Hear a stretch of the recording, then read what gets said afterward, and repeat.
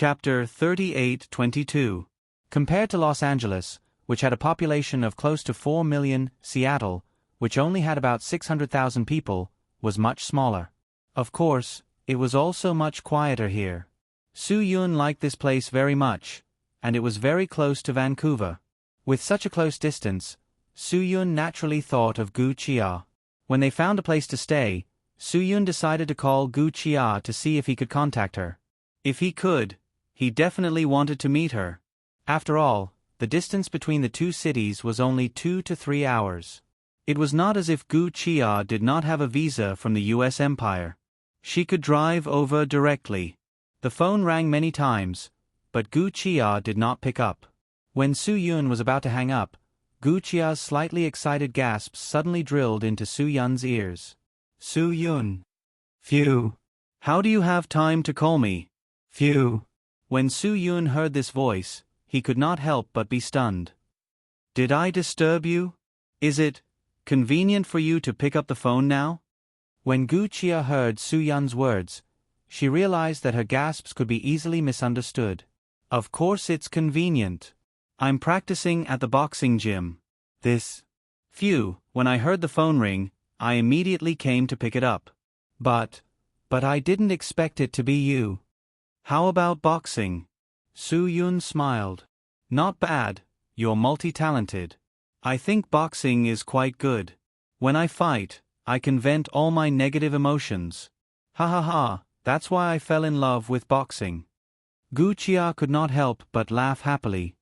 Tell me quickly. Why are you looking for me? I'm in Seattle, Su-Yun told Gu Chia directly. Gu Chia instantly held her breath. After a long silence, she asked again in disbelief. Are you joking with me? You're in Seattle? Yes, I'm in Seattle. Su-Yun nodded. What about you? Are you in Vancouver or Toronto? Of course I'm in Vancouver. Gu Chia could no longer hide her excitement. Tell me quickly, where are you in Seattle? I'll drive over to find you right now. Hurry. Vancouver would be great. How about this? You come to Seattle first, and I'll see if there's a good place for an old friend to reunite. I'll send you the address after I've chosen a place, and we'll have a drink when you come, Su-Yun said with a smile. Gu Chia nodded. Then send me the address as soon as you find the place. I'm on my way now. Su-Yun hung up the phone and looked out the window of the hotel room. He wanted to find a quiet bar nearby where he could drink. Brother, you really have peach blossoms everywhere you go. Lin Gu said enviously. One phone call, and he's really prepared to drive all the way here to look for you. Su-Yun ignored Lin Ji's flirting. Instead, he turned to Jimmy and said, Originally, I was going to take you out of Los Angeles and put you in a random city. But since we're in Seattle, I want to introduce you to a sister. I hope you can get some help from her. Of course, I hope you can accept it without any burden. Jimmy was stunned for a moment. The person who called you? Yes. Su-Yun nodded. But I just heard you say something about Vancouver, Jimmy said. Su-Yun nodded again. Yes. She's in Vancouver now. She'll drive over soon. You want her to take me to Vancouver? Jimmy seemed to have a lot of questions. Su-Yun didn't answer. He didn't have a clear answer yet. Gu Chia's family could be considered one of the few gangs overseas. Although Gu Gualong was a very particular person, the Big Circle gang's reputation wasn't very good. It was quite messy. After all, people these days were unpredictable. A rat's poop could ruin a pot of porridge, so the Big Circle gang's reputation wasn't very good. After all, when the Big Circle gang first established themselves here, they relied on massacres to gain a foothold. In the beginning, the Big Circle gang was very xenophobic when they first arrived here. The biggest gang in Canada didn't do anything to the Big Circle gang because they didn't care about the Big Circle gang. In the beginning, the ones who provoked the Big Circle gang were the Vietnamese and Indian gangsters. In order to gain a foothold, the Big Circle gang could be said to have massacred everyone who provoked them. They directly dealt with the entire family. Yes, it was a family shovel. Only then could they be considered to have gained a foothold. However, because of this, their reputation was naturally not good. In the end, they were still a gang, but they weren't a gang made up of trash like the Huahai gang. They didn't do those tasteless things. In fact, Su Yun was quite conflicted. He felt that Jimmy was very suitable to grow up in the Big Circle Gang's environment. However, he didn't want Jimmy to grow up in the Big Circle Gang's environment. Therefore, Su Yun wanted to talk to Gu Chia about this problem. Perhaps Gu Chia could give him a different suggestion. Most of the time, it was hard for one person to make the right judgment on such matters. With one more person, there would be one more direction of thinking, and one more direction of thinking would mean one more correct path. At least, this was a more responsible action and attitude for Jimmy. Since Su Yun brought him out, he had to think about it more. Otherwise, it would be better to just leave him in Los Angeles. There was no need to give him a watch worth $100,000, and there wouldn't be any trouble for him to stay in this place. When I'm sure, I'll talk to you in detail, Su Yun said to Jimmy. Jimmy shook his head. Actually, I don't like my fate being controlled by others. If I can, I'd rather choose my own path. I know you have good intentions, but for me, this might not be what I want. Su Yun was stunned. He really didn't consider Jimmy. He thought that Jimmy wasn't too bad and didn't want him to fall, so he wanted to help him. However, he didn't expect this kid to be such an opinionated person. Kid, you're really a dog-biting Lu Dongbin. You don't recognize good intentions. Lin Gu helplessly rolled his eyes at Jimmy. In fact, he was quite optimistic about this kid. Let me tell you, you're lucky to have met us in that godforsaken place. Now, my brother wants to make arrangements for you. That's your fortune from 8 lifetimes. You're still so serious. You really don't know what's good for you. How would I know what arrangements you want to make? Jimmy shook his head. If it's not an arrangement I like, no matter how good it is, what can I do? It's my own life. I should choose how to walk it, right? Your own choice? If you choose, you can only stay in the slums of Los Angeles. Lin Gu was angry. Jimmy shook the watch again. Back then, I didn't have money, so I didn't have a choice. Now that I have money, I have the right to choose. Since I have the right to choose, why shouldn't I use it? Because we'll give you the best arrangement. You don't have to choose a detour. Lin Gu glared at Jimmy. Kid, don't be so ungrateful. We can give you this watch, and we can take it back. You better understand. Yes, you can take the watch back, but you can't send me back. Jimmy was still a little rascal. If you do that, it's the same as killing me. Without this watch, I won't be able to get US dollars. Other than the slums of Los Angeles, I won't be able to live anywhere else. Lin Gu rolled his eyes and ignored him. He muttered, You don't know what's good for you. Then I promise you, you have the right to refuse anything, Su Yun said. If you want to choose your own life, I won't stop you. Jimmy looked at Su Yun and nodded. He said seriously, Okay, then I promise you. I'll wait for your answer. If you can give me a choice, I'll accept it. And I'll thank you sincerely.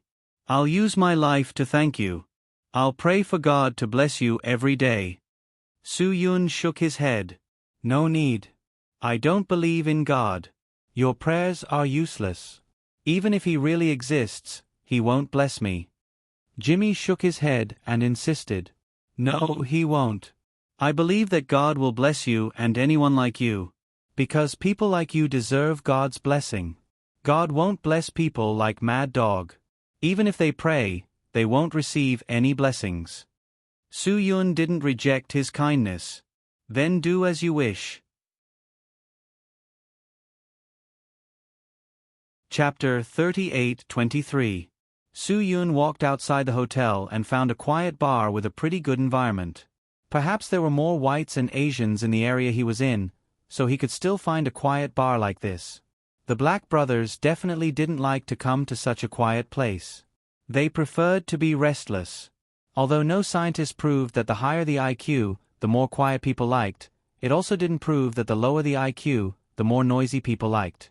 But many things in reality proved that the lower the IQ, the easier it was to use violence, and the less they cared about whether others needed to be quiet. Before a baby's brain developed, it didn't care whether its parents wanted to sleep or not.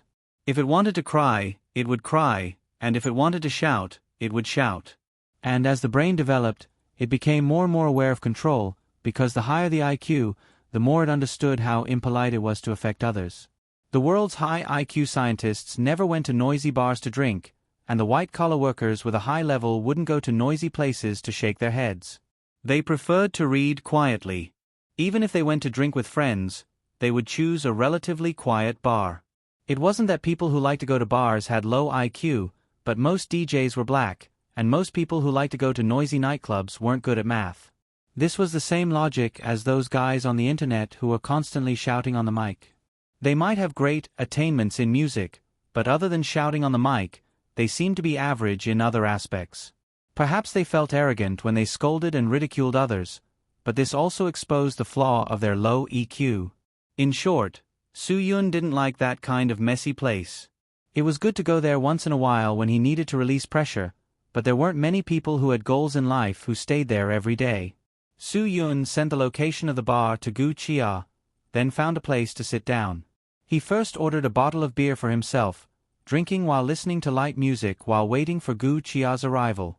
More than 2 hours later, Gu Chia pushed the door and entered. Soon, she found Soo-yoon in a quiet corner. As for Soo-yoon, he had already drunk a bottle of beer and had eaten something. He was really hungry. The food in this bar was quite delicious. The very tender cod was wrapped in batter and fried. Served with French fries and tartar sauce, the taste was very fresh. The white sauce made with mayonnaise and chopped pickled cucumber was a big contrast to the mild fried cod. The moussaka was also very delicious. It was made with minced lamb, eggplant, and cheese sauce. The taste was very special. You're drinking it yourself? Don't wait for me to come before you start. Gu Chia smiled as she walked over to Soo-yoon and sat down. Soo-yoon said helplessly, "I haven't started drinking yet. I'm just too hungry. 20 hours ago, I was still in Los Angeles." Gu Chia was stunned. "You drove here from Los Angeles? Doesn't that mean you haven't rested for a day and a night?" "Someone's on shift," Soo-yoon said, then snapped his fingers to call for the waiter and asked Gu Chia, "What would you like to drink?" "We haven't seen each other for so long." "Of course we have to drink some whiskey," Gu Chia said. When the waiter came, she immediately ordered a drink and then asked Soo-yoon if he wanted to eat anything. Soo-yoon shook his head. "I'm not hungry now. I just want to talk to you and have a drink. How are you doing recently?" "Are you doing well? You'd better tell me about yourself first." Gu Chia shook her head and said, "I don't think a normal person would drive from Los Angeles to Seattle overnight." "Did you get into any trouble?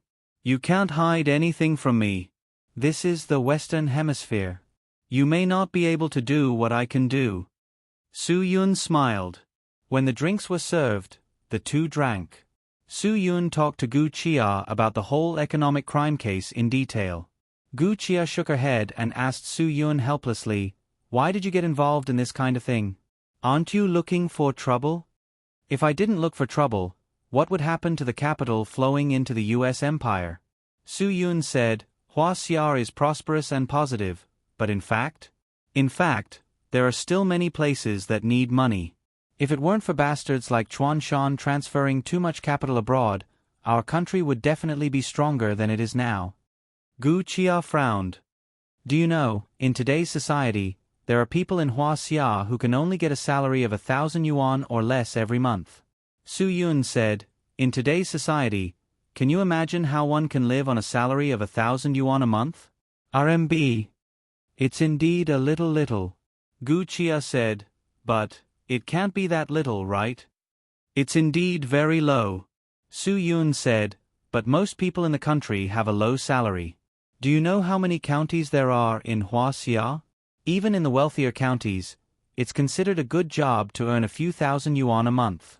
Do you know, the national personal income tax threshold is 3,500 yuan, but there are very few people in the country who can reach this standard. Even if you include those who evade taxes and triple this group of people, it's only 10% of the country's population. To be precise, most people in the country were still in the stage of low income. Even in big cities like Yanjing, Shenzhen, and Guangshan, the people with high salaries were only the executives of big companies or people who mastered advanced technology, such as senior engineers. Then there were the large foreign enterprises with high salaries, but it was not stable. If the operation was good this year, the annual salary would be in the hundreds of thousands. If the operation was not good next year, the annual salary would be in the hundreds of thousands. There were also senior employees with annual salaries of more than 1,000,000 yuan, but they were all people with big names like Asia in front of their names. Or they worked alone. When there was work, they were awesome, but when something happened or they were bullied, they were dead. In Huaxia, there were more white-collar workers who made 5,000 to 6,000 yuan a month.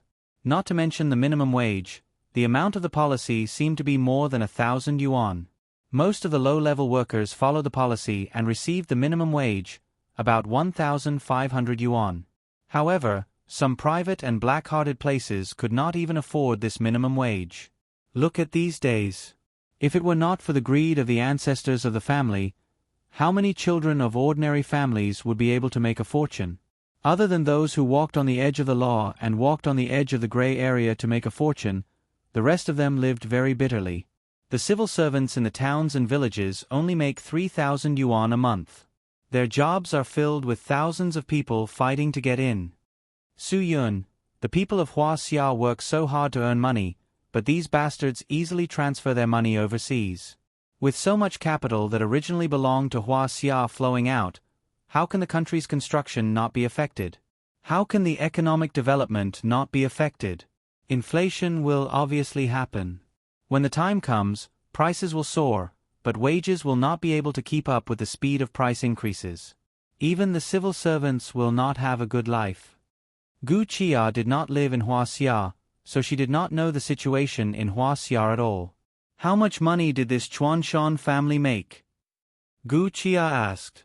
Su Yun could not say the specifics, but based on what he saw and understood, their luxurious houses and luxurious cars in Los Angeles, he said, I don't dare to say the specifics, but in the past 10 years, they have used at least tens of billions of yuan to illegally transfer money. Gu Chia stared at Su Yun with her eyes wide open. She was completely shocked. So much. This is just him alone. This is just the tip of the iceberg of capital loss in Huaxia. Su Yun, other than Chuanshan, there are others. This one is impressive enough. Gu Chia shook her head. If it weren't for this kind of person, foreigners would not have the misconception that Huaxia people are very rich, right? Anyway, the Chinese in Canada are quite rich. Aha, not just Canada. Su Yun nodded. But all over the world, as long as it is a country with good living conditions or a good living environment, there is no lack of rich people in Huaxia, or the children of the rich people in Huaxia. Gu Chia raised her wine glass. Come, have a drink. Don't worry about this, I will definitely help you. I'm afraid you can't help much with this matter. Su Yun raised his wine glass as he spoke. Actually, I'm looking for you because I need your help with another matter. Chapter 38-24. Gu Chia nodded and said, If there's anything you need my help with, just tell me. Su Yun told Gu Chia about Jimmy and Jimmy's attitude. Gu Chia was quite speechless about Jimmy's attitude. This kid is quite opinionated. Gu Chia smiled after hearing Su Yun's words. I think you must have your reasons for thinking so highly of him. Su Yun also smiled. I just think that he's not a bad person by nature. He shouldn't be left in that kind of place to be led astray. If this kind of guy is led astray and grows up, he will definitely be a big scourge to the American Empire. Gu Chia pursed her lips and said, No matter how bad he is, he won't go to Huaxia. Isn't it better to stay in the American Empire? Although I don't like some of the American Empire's actions and practices, I also don't want anyone to harm the American Empire. After all, there are many good people in the American Empire. Su Yun, no matter what, this country with the highest degree of freedom is still quite great. Their achievements outweigh their mistakes. Your point of view is really very objective. Indeed, you're right. Gu Chia agreed. So I don't want the American Empire to be harmed by black people, just like I don't want Hua Xia to be harmed by black people in Guangshan. Su Yun, some things need to be controlled, but some developed countries are suffering the consequences of their own actions. If they didn't want to go to Africa to get resources, they wouldn't have disturbed the slow development of human civilization. Humans slowly evolved from the Paleolithic age of the apes to the Neolithic age. From the Neolithic age, it took many years to develop to the Bronze Age. After that, it took so many hardships to reach the Iron Age. All of this was just the pre-industrial age. It wasn't until the steam age and the electric age of the industrial age that humans developed by leaps and bounds. Only then did they reach the current electronic age, the aerospace age, and the life technology age.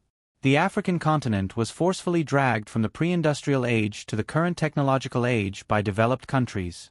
Much of the evolution process was missing. They didn't have human civilization to speak of. If one were to investigate further, they couldn't be blamed at all. It was because of the greedy humans that forced them to lose the evolution process for resources, forcing them to be in their current state. The cycle of cause and effect were all intertwined. Everything about the human race was closely related. Perhaps there was no right or wrong in all of this. Asking Hua Xia not to think about those resources on the African continent was just like how Su Yun hoped that the black people could leave Hua Xia's land. It was impossible to realize. There was a price to be paid for plundering, and the price was usually very painful and cruel. Just like some areas of scientific and technological development, whether it was in the field of robotics or genetic biochemistry, although these research would bring many benefits to people, it would also cause the future of the world to be filled with danger. Whether it was the biohazard crisis or the artificial intelligence crisis, once it happened, the entire human society would fall into an absolute predicament. The American Empire naturally has its own way of dealing with things. Hua Xia also has its own way of dealing with things. Gu Chia smiled. So don't worry about the problem of black people. You can't solve it. I'm just thinking that even the Americans can't tolerate some black people. Hua Xia people are even more intolerable. Su Yun sighed. To be honest, the Americans were more tolerant than Hua Xia people. They were more tolerant. Perhaps it was caused by the environment they grew up in. For example, if you accidentally knocked over something in the hands of a passerby on the street in the American Empire and dirted his clothes, you would generally be forgiven. Even if the other party was a member of a gang, as long as your attitude was sincere enough, you would be tolerated and forgiven. If this was in Hua Xia, it would be a big deal. Not to mention knocking over something in the hands of a hooligan. Even if you knocked over the cigarette in their fingers, they would kick you without a word. Even if you met an ordinary person, you would be asked to pay for dirtying their clothes. If the black people really integrated into Hua Xia society, the consequences would be unimaginable. The Americans are still quite funny. Gu Chia said, maybe their environment is like this. They don't care about things. Even the president can speak without thinking, let alone ordinary people. Of course, they don't care about those small things. The American presidents are indeed more and more outspoken. Su Yun shook his head helplessly. Previously, Osama said that the American Empire would lead the world for 100 years.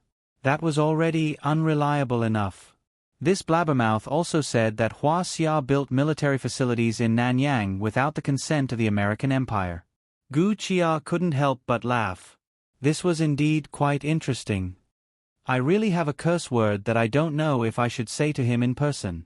Is this guy retarded? Does Hua Xia need the consent of the American Empire to do anything? This is too new. Su Yun thought it was funny when he thought about it. Looking at the current world situation, the American Empire began to decline after the black people became the leaders. It gave everyone the feeling that it was yesterday's flour that needed to be eaten cold dishes. However, this Trump still felt good about himself and considered himself as the boss everywhere. Does Hua Xia need the permission of the American Empire to do anything? When this statement came out, even the people of the American Empire were speechless.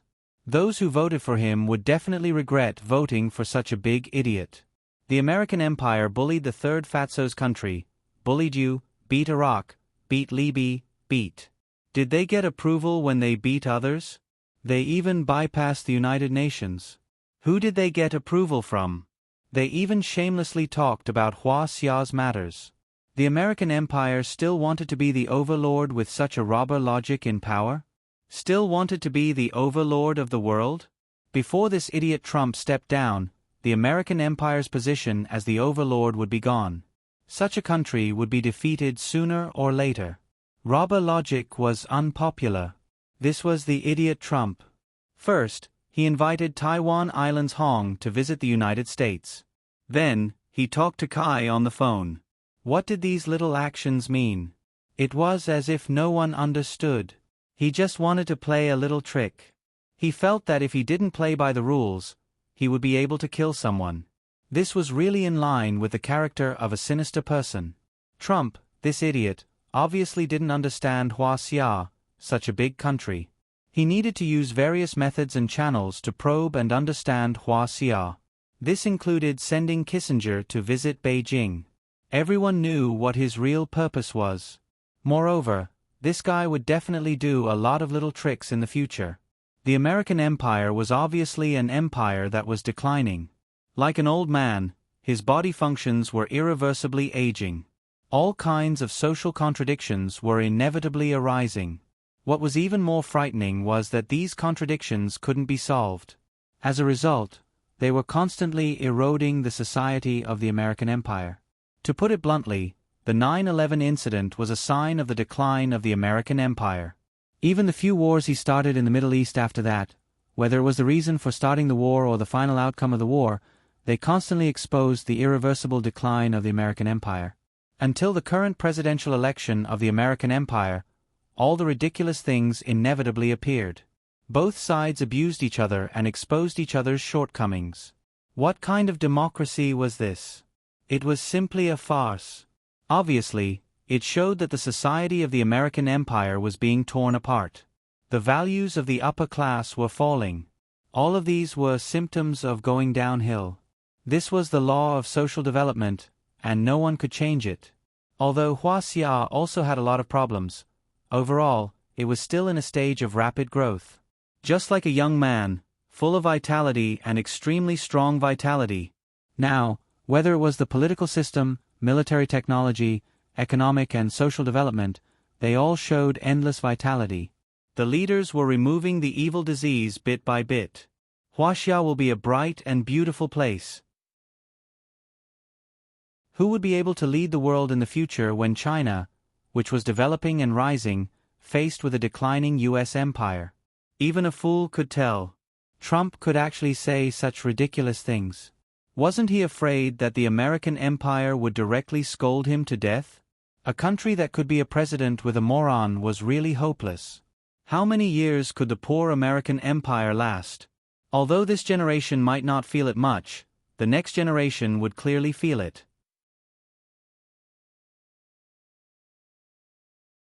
Chapter 38-25. The two of them drank and chatted. Time passed very quickly. Gu Chia would come here tonight and had no intention of going back. After returning to the hotel where Su Yun was staying, Gu Chia asked for another room and followed Su Yun upstairs. Although it was late, Lin Gu and Jimmy were still awake. Only Legend was curled up in the corner of the room, asleep. Lin Gu had to admit that this guy had a big heart. If it had been 2 weeks ago, Legend wouldn't have been able to sleep.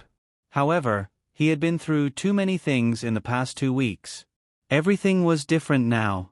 He didn't seem to care about how bad his situation was. After the two came back, Su Yun introduced himself. Jimmy squatted on the side and looked at Gu Chia carefully, as if he was afraid that Gu Chia would eat him. Strictly speaking, I'm not a good person. However, compared to many people, I'm not a bad person. Gu Chia said calmly, so, you don't have to be afraid of me. I'm not afraid of a woman. Jimmy said stubbornly. I advise you to be afraid. Lin Gu warned Jimmy, because he knew Gu Chia's background. I think she can kill you with one sentence in any corner of North America. Jimmy glanced at Lin Gu. Although the majority of his eyes were still filled with disbelief, there was also a hint of fear in them. Don't make me sound so scary. I'm not a murderer. Gu Chia shook her head helplessly. Lin Gu smiled. I'm just telling him the truth, objectively. Okay, Jimmy. Su Yun has told me about you. Gu Chia said calmly, I know that you grew up in the Chinese ghetto in Los Angeles. Perhaps the environment you lived in made most of the people you came into contact with were hooligans and thieves. You might think that you lived in a mafia environment, but let me tell you, that's not a mafia at all. They're just hooligans. Jimmy clicked his tongue. Hooligans? You've never lived in the neighborhood I live in. How can you say that the neighborhood I live in is filled with hooligans? I didn't live in your neighborhood? Hee hee. Indeed, I have never lived in the neighborhood you live in, but I have seen too many of them. Gu Chia nodded. It doesn't mean anything. I've even seen the New York Mafia. Jimmy wanted to express his knowledge, but everyone could see that he was nervous in this situation. Gu Chia shrugged and said indifferently, Is that so? Of course. Jimmy said. Do you think the mafia is any different from the so-called gangs in your neighborhood that rely on stealing and extorting for a living? Gu Chia said, If you can say it, I'll admit that you know the real gangs. Jimmy was stunned. He didn't know what the real mafia was. He only knew that those people were related to large amounts of drugs and large amounts of firearms. But did he really understand the mafia? He probably didn't even know about the real mafia in Los Angeles. It's normal for you to see the mafia in Los Angeles. After all, it's Hollywood. Seeing that Jimmy had nothing to say, Gu Chia took the initiative to say, As far as I know, more than 50 years ago, the real mafia in the United States had already gotten their hands on the mouth-watering cake of Hollywood. Almost every comedian and singer in the United States before the era of rock and roll was related to the mafia. Many people even relied on the mafia to make a living. Jimmy swallowed a mouthful of saliva. He seemed to have realized the gap between the real mafia and the Hua Hai gang he knew. Indeed, the first gangs were born on the streets of New York, but now they are no longer street gangsters. They have developed to a large scale. Gu Chia smiled. How do you think the real gangs of the United States Mafia were born? Of course it's drugs. Jimmy insisted that it must be because all the gangs of the United States Empire were related to drugs. Gu Chia shook her head. No, you're wrong. It seems that you don't really understand the real gangs of the United States Empire. How could I be wrong? It's because of drugs. Jimmy still insisted. He had seen the gangs on the streets selling drugs. Perhaps even your grandfather wasn't born in the era of the alcohol ban in the United States. Gu Chia shrugged. It's normal that you don't know. Let me tell you, the gangs of the United States Empire were fattened because of the alcohol ban in the United States Empire. Jimmy was instantly dumbfounded. Alcohol ban? What did this have to do with the gangs? This woman was simply spouting nonsense. Although Jimmy thought so in his heart, he didn't dare to say it out loud.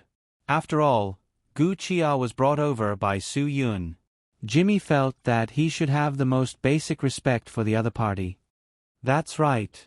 It was the alcohol ban that gave the first mafia a chance to profit.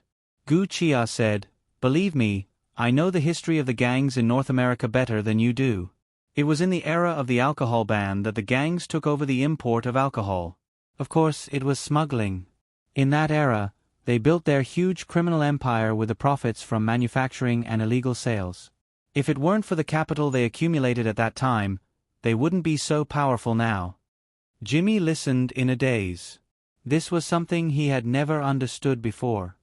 For a long time after that, the gangs of the United States Empire formed the 5 great families.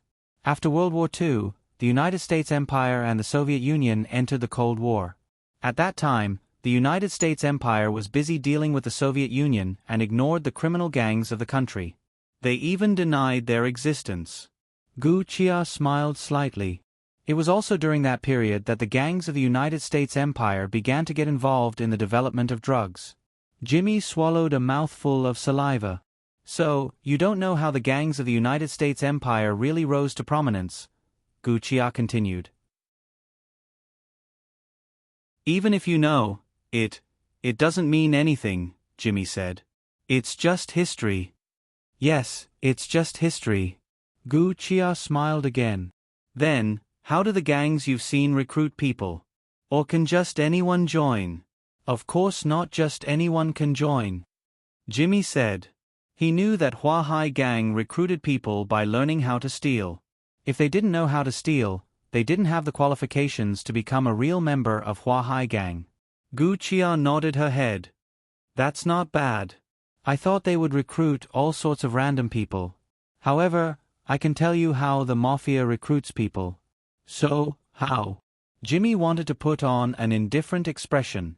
However, he was truly curious. Children who grew up in an environment like his had all fantasized about becoming the boss of the mafia one day. When the mafia recruits new people, they must go through a strict selection process. Furthermore, they usually need the new people to commit a crime. Furthermore, it must be a very serious crime. The simplest one is to kill someone. Only by killing someone can they prove their sincerity in joining the mafia. Gu Chia stared at Jimmy, waiting for him to look away.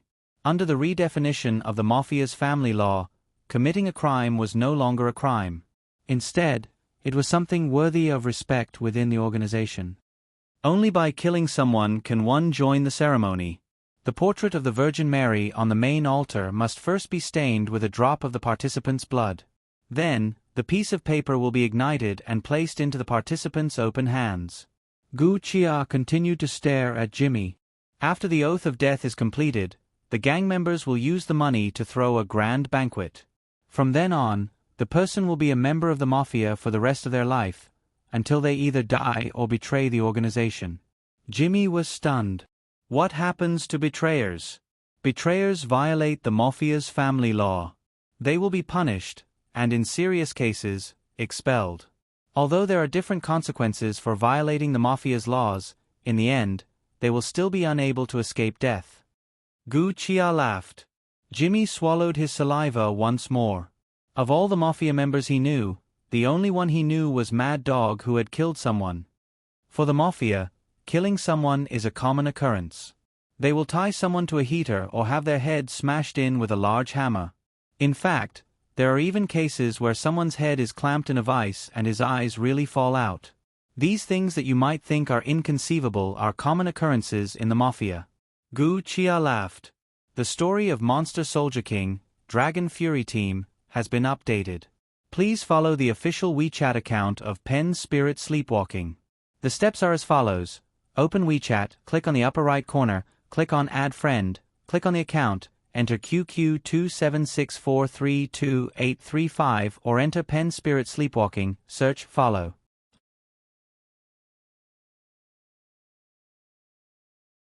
Chapter 38-26. Of course, Jimmy couldn't believe it. He shook his head. There are so many guns in the American Empire. All you need to do is pull the trigger. Mad Dogs used guns to kill people. Jimmy knew that some of the murders in Los Angeles were cases of shooting. He had never heard of a case where a head was crushed with pliers. Su Yun, who had been silent all this time, spoke up. Although it's common to use guns to kill people, the traditional mafia methods are mostly ceremonial. Some of the victims were evaporated. They needed the victims to disappear without a trace. Some of the victims were strangled and corroded with strong acid. Some of the victims were buried in the wilderness. Anyway, there are a lot of uninhabited places in the American Empire. Of course, there are also people who were fed to animals or poured into the concrete that was being built. Jimmy might not believe Gu Chia's words, but he believed in Su Yun's words.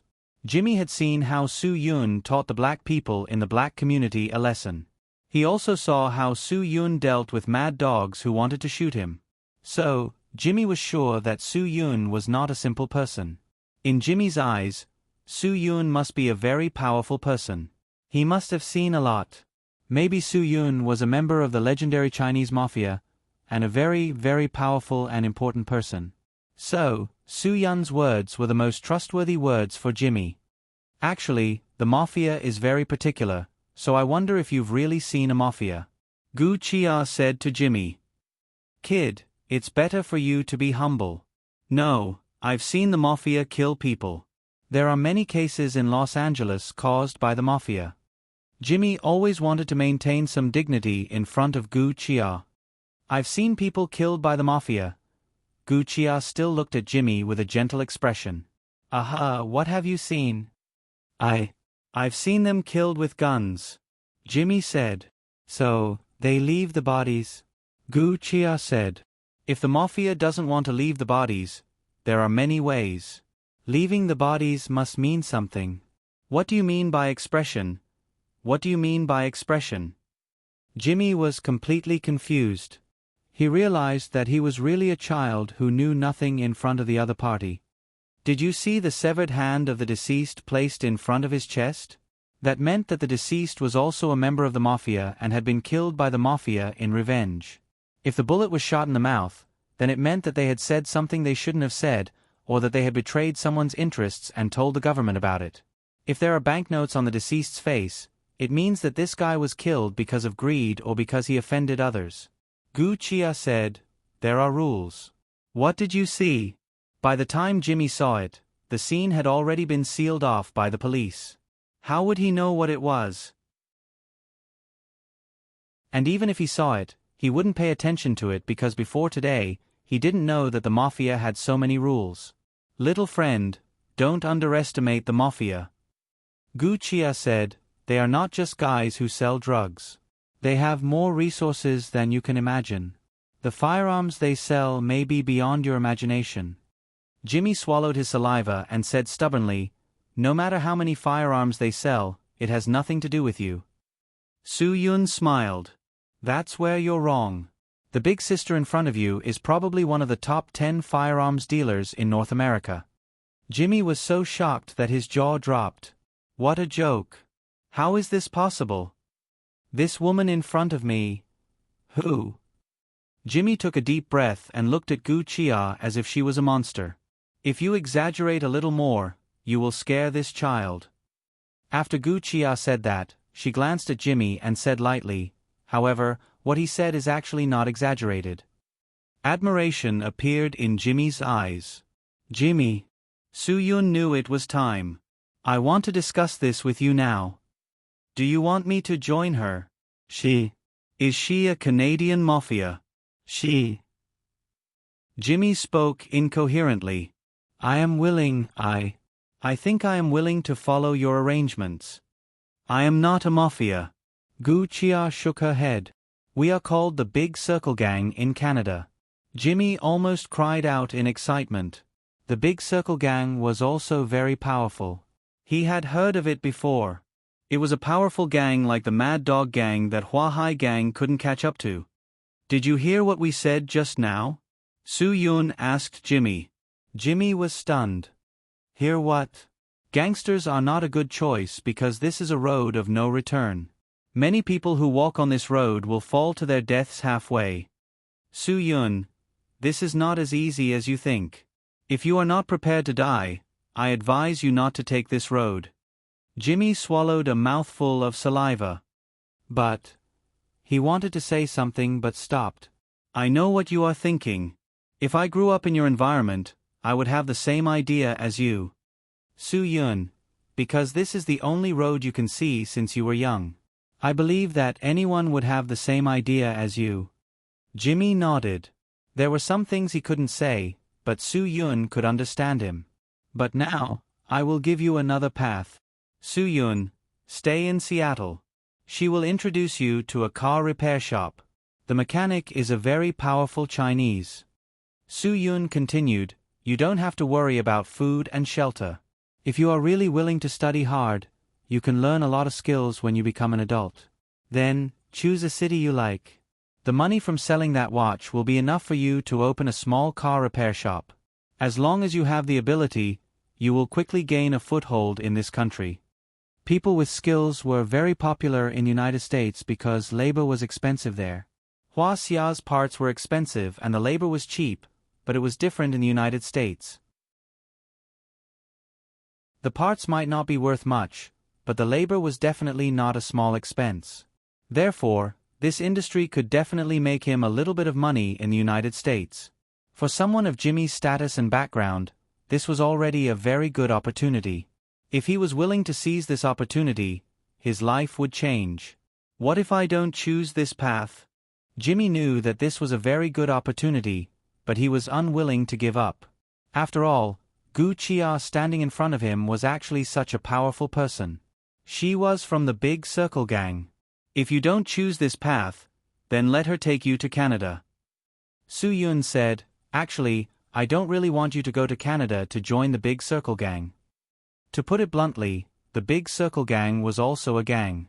However, because of Gu Chia and Gu Guolong's leadership style, Su Yun didn't hate the Big Circle Gang. Why? Jimmy said, is it because it will be difficult for her to introduce me to the Big Circle Gang? Su Yun was stunned. Jimmy continued, I don't care what I can do in the beginning. If she can really introduce me, then I am willing to give it a try.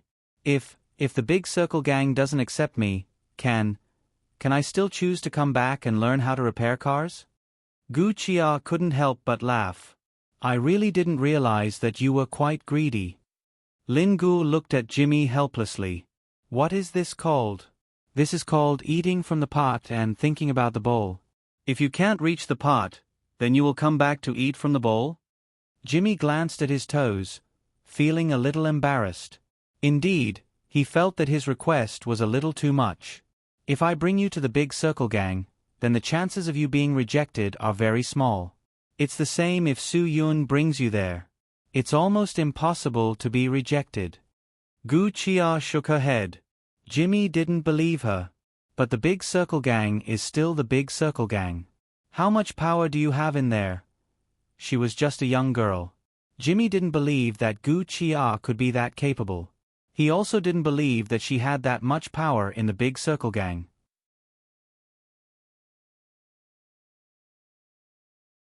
Chapter 38-27. Hearing this, Su Yun and the others finally understood Jimmy's real concern.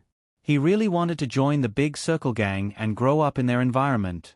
His only wish in life was to become an all-powerful figure in the underworld. He wanted to leave himself a way out because he was too young. He was worried that he wouldn't be able to enter the Big Circle Gang's eyes. You don't have to worry about that at all. Gu Chia shook her head. If you really want to join, I'll make sure you do. What you said now is pretty, but what if someone objects? Jimmy said. If someone doesn't agree, how will you convince them? Of course, I'll convince Su Yun, Gu Chia said. If someone objects, I'll tell them that you're the kid that Su Yun thinks highly of. Then there won't be any problems. Jimmy looked at Su Yun and thought that Su Yun was indeed a big shot. But he still had his concerns. But how can you guarantee that everyone who objects will give him face? What if someone doesn't? Although Su Yun was a big shot, Jimmy didn't believe that everyone would give him face. So he still had his concerns. He had to make sure that even if he couldn't join, he could still come back and learn how to repair cars. At the very least, he could master a skill that wouldn't starve to death. Not everyone will object, Su Yun said. How can you be so sure? Jimmy looked at Su Yun and thought, you're not a member of the Big Circle Gang. If you were, maybe it would be easier to convince you. Because there's only one person in the Big Circle Gang who can oppose me, Gu Chia said. Other than that, no one else dares to oppose me. Jimmy was stunned. What did that mean? Su Yun understood his confusion. The Big Circle Gang's manager, Mr. Gu Guolong, is her father. Jimmy came to a sudden realization and was completely dumbfounded. He didn't expect her to be such a powerful woman. Of course, at this moment, Jimmy worshipped Su Yun even more. Jimmy had seen it with his own eyes. Su Yun had only made a phone call. Yes, just one phone call, and the Big Circle Gang's young mistress had driven 2 to 3 hours from Vancouver to Seattle. What kind of relationship did they have? Jimmy took a deep breath and looked at Su Yun. Until now, he still had a hard time digesting this information. Actually, some of my decisions won't be approved by my father. Gu Chia said, if I'm the one who introduces you to the Big Circle Gang, my father will definitely think I'm joking. Hee. This sounds a little incomprehensible. After all, you're only 13 years old, and you're from the Chinese slums in Los Angeles. My father will definitely think I'm crazy. Jimmy was a little disappointed when he heard this. But Gu Chia continued, but if I tell my father that you were introduced by Su Yun, he will definitely accept you without hesitation. He will even arrange for you to follow him to gain experience and do some important things. Ah. Jimmy did not avoid it. He knew that he needed to be scrutinized by Su Yun. Gu Chia's words calmed the tense atmosphere. Even though you were introduced by Su Yun, you need to have enough understanding to work beside my father. Because you were introduced by Su Yun, he won't care about your age. He will believe that you have something special about you. However, if you don't have anything special about you, you will really act like a 13-year-old child. Who knows, I might even send you back here to be a mechanic's apprentice. Jimmy was stunned for a moment. This was the guarantee that Gu Chia had given him, the guarantee that he had wanted from the beginning. He might give you a year to adapt, or half a year to adapt. Even more likely, because you were introduced by Su Yun, he will only give you 3 months to adapt, Gu Chia continued. You better be mentally prepared. Jimmy nodded. Even though the Big Circle Gang is not a mafia, sometimes you have to pay attention to unscrupulous means. Gu Chia continued. If you can't adapt, I hope that you can leave as soon as possible. Don't delay your own future. If you change your mind at this time and want to learn how to repair cars, you will gain an extra year of experience. That means you can gain an extra year of experience. Lin Gu joked. That means you can earn money a year earlier in the future. Jimmy glanced at Lin Gu but did not say anything. Working in the Big Circle Gang might not necessarily earn you a lot of money. Lin Gu continued. Actually, if you learn how to repair cars well, you can become your own boss in the future. That's not a bad thing. Why can't you think about it? If it were me, I might choose to work in the car repair industry. It's pretty good. You will definitely earn a lot of money in the future. Jimmy said, those who can afford luxury cars in the United States will go to professional 4S shops to fix the problem. Those who buy cheap cars often don't have the money. It's not easy to settle the bill. Who has the money to repair cars? They will definitely do it themselves. Maybe your choice is right, but I will give you a piece of advice. You must understand what you do. Otherwise, you won't understand it even if you work your whole life. Lin Gu laughed. Then, congratulations on finding a job. Shouldn't you treat us to a midnight snack or something? I don't have money. Jimmy shook his head. Lin Gu said with disdain. My brother gave you such an expensive watch for nothing. I saw it with my own eyes. You still have the $50 in guide money in your pocket. Okay then. I don't have more than $50. This watch. I can't sell it. Jimmy said. I want to give it to Mr. Gu.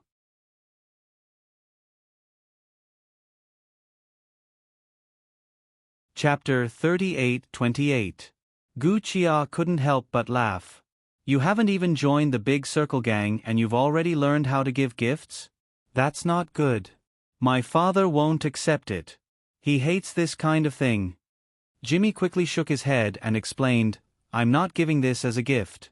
It's just that this watch is so expensive that I don't deserve to wear it. If I could join the Big Circle Gang, I wouldn't have to sell it for food. Don't worry. Old man Gu won't like a broken watch that's been worn by someone else. Lin Gu waved his hand. I advise you to wear it. Every time you look at the time, you'll remember who gave you this watch and who helped you get everything you have. Jimmy was silent.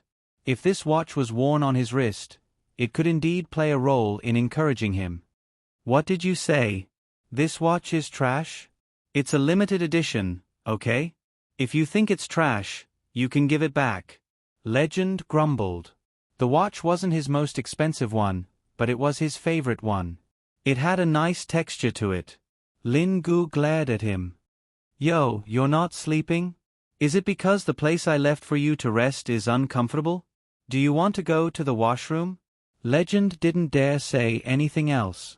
He didn't understand what these people were talking about. In terms of intelligence, he couldn't even compare to a 13-year-old child. Jimmy was far more considerate than Legend. He had lived in a stressful environment since he was young, so they weren't the same kind of people.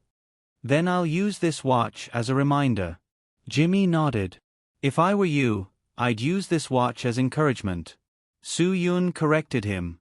Although he was the one who gave Jimmy the pressure, he didn't want Jimmy to feel too much pressure. Soo-yoon understood that things could only move in the opposite direction when they reached an extreme. If the pressure was too great, Jimmy would develop a rebound mentality. Therefore, the pressure only needed to be just right. If it was too great or not at all, it should be eliminated. It only needed to be just right. I don't care about your business, but if you want to join the Big Circle Gang, there's something you need to do first. Gu Chia said to Jimmy. Jimmy was taken aback. What is it? Don't tell me that I have to do something out of line to become a member of the Big Circle Gang? That's something you should discuss with my father. I want to talk to you about the problem you're facing now. Gu Chia asked, What's your name? Jimmy.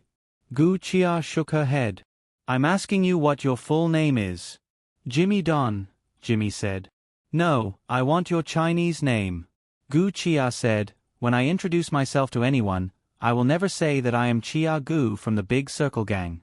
Everyone in the Big Circle Gang has a Chinese name. Jimmy was stunned. So that was what Gu Chia meant.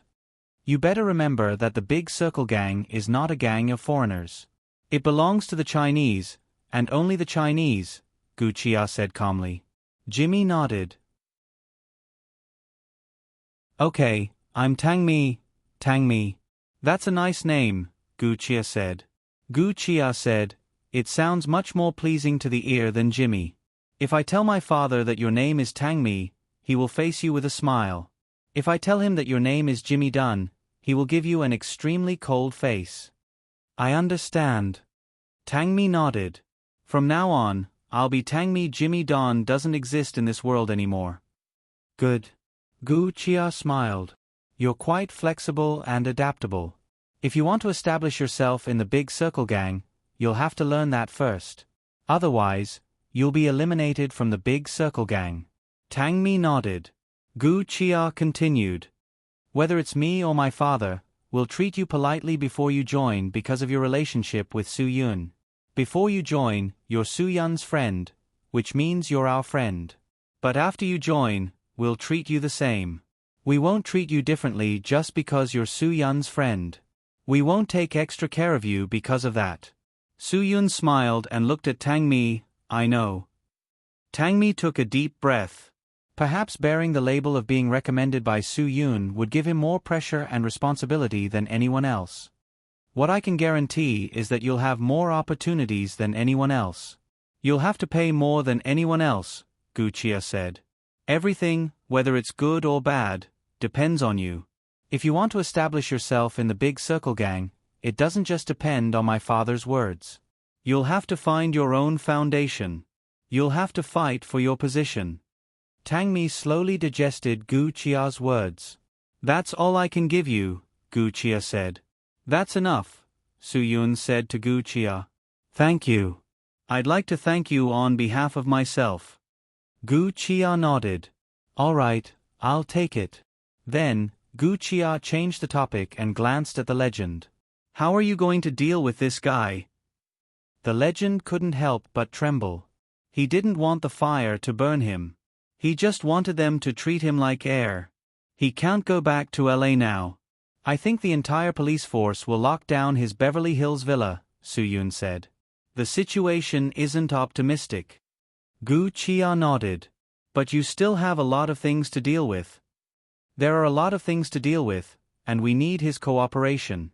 If he doesn't cooperate, it'll be hard for us to proceed. Soo-yoon smiled bitterly.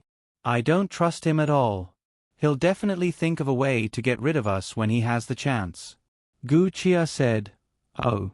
Then she said something that almost scared the legend to death. Then kill him. He's useless to us anyway. Soo-yoon and Lin Guo were both stunned. The Legend of Legend looked at Gu Chia in surprise. He thought to himself, these gangsters are indeed gangsters. Even a woman is like this. She wants to kill people at the slightest provocation. No one said anything for a while. The legend thought that Su Yun and Lin Gu were tempted. He couldn't help but say, "You can't kill me." Think about it carefully. I'm too useful to all of you. Don't you think so? Su Yun and Lin Gu didn't say anything. Think about it. There are a lot of things you can't do without me. Don't you want to transfer all the capital you have in the United States back to Huaxia? But if I die, it'll all be over. The legend said, "My father is dead. According to the will he gave to our lawyer in Los Angeles, all his assets in the United States will belong to me. I have no family now. Once I die, all my assets will belong to the United States government. You can't take any of it away. You still have a wife in Huaxia." Lin Gu reminded him. "She's also an heir." The legend snorted. "Wife. Ha. We exist in name only. No, to be exact, we exist in name only. Although we are still living together on the surface, I have divorced her long ago. Everything was a lie to my father. I have already divorced that woman. We have a contract. We can have children together because we need children to get all of my father's assets. Can't you see that I have no feelings for that woman at all?" Su Yun finally understood why the legend's relationship with women was so cold. "But it's different now. My father is dead," the legend said.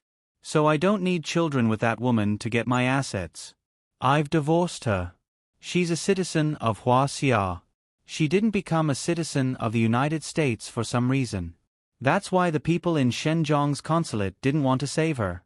Because there's no information about her in the United States."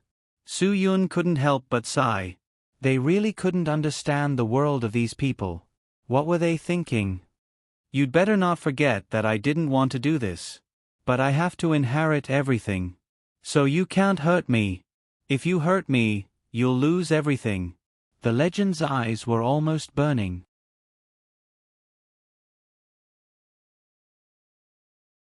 Chapter 38-29. There's something I don't know if I should say. What I want to remind you is that the earth will still spin without anyone. So, the things that you think you can't do might not be what you think at all. Gu Chia smiled slightly. The legend was still confident. "I may be a piece of trash in your eyes, but look carefully. Without my face, many things can't be done." After that, the legend of legendary battle pet warrior waved his hands in front of Gu Chia. Gu Chia responded faintly, "I know that you have your own VIP account in the bank. If you want to withdraw money, you need your fingerprint. Some fixed assets that need to be sold also need your signature and fingerprint. Since you know everything, you should know how important I am," the legend said coldly. "Without me, there's no point for them to come to the United States. That's why they take me with them no matter what happens. No wonder you can afford such an expensive watch." Tang Mi spat. "Money is not clean."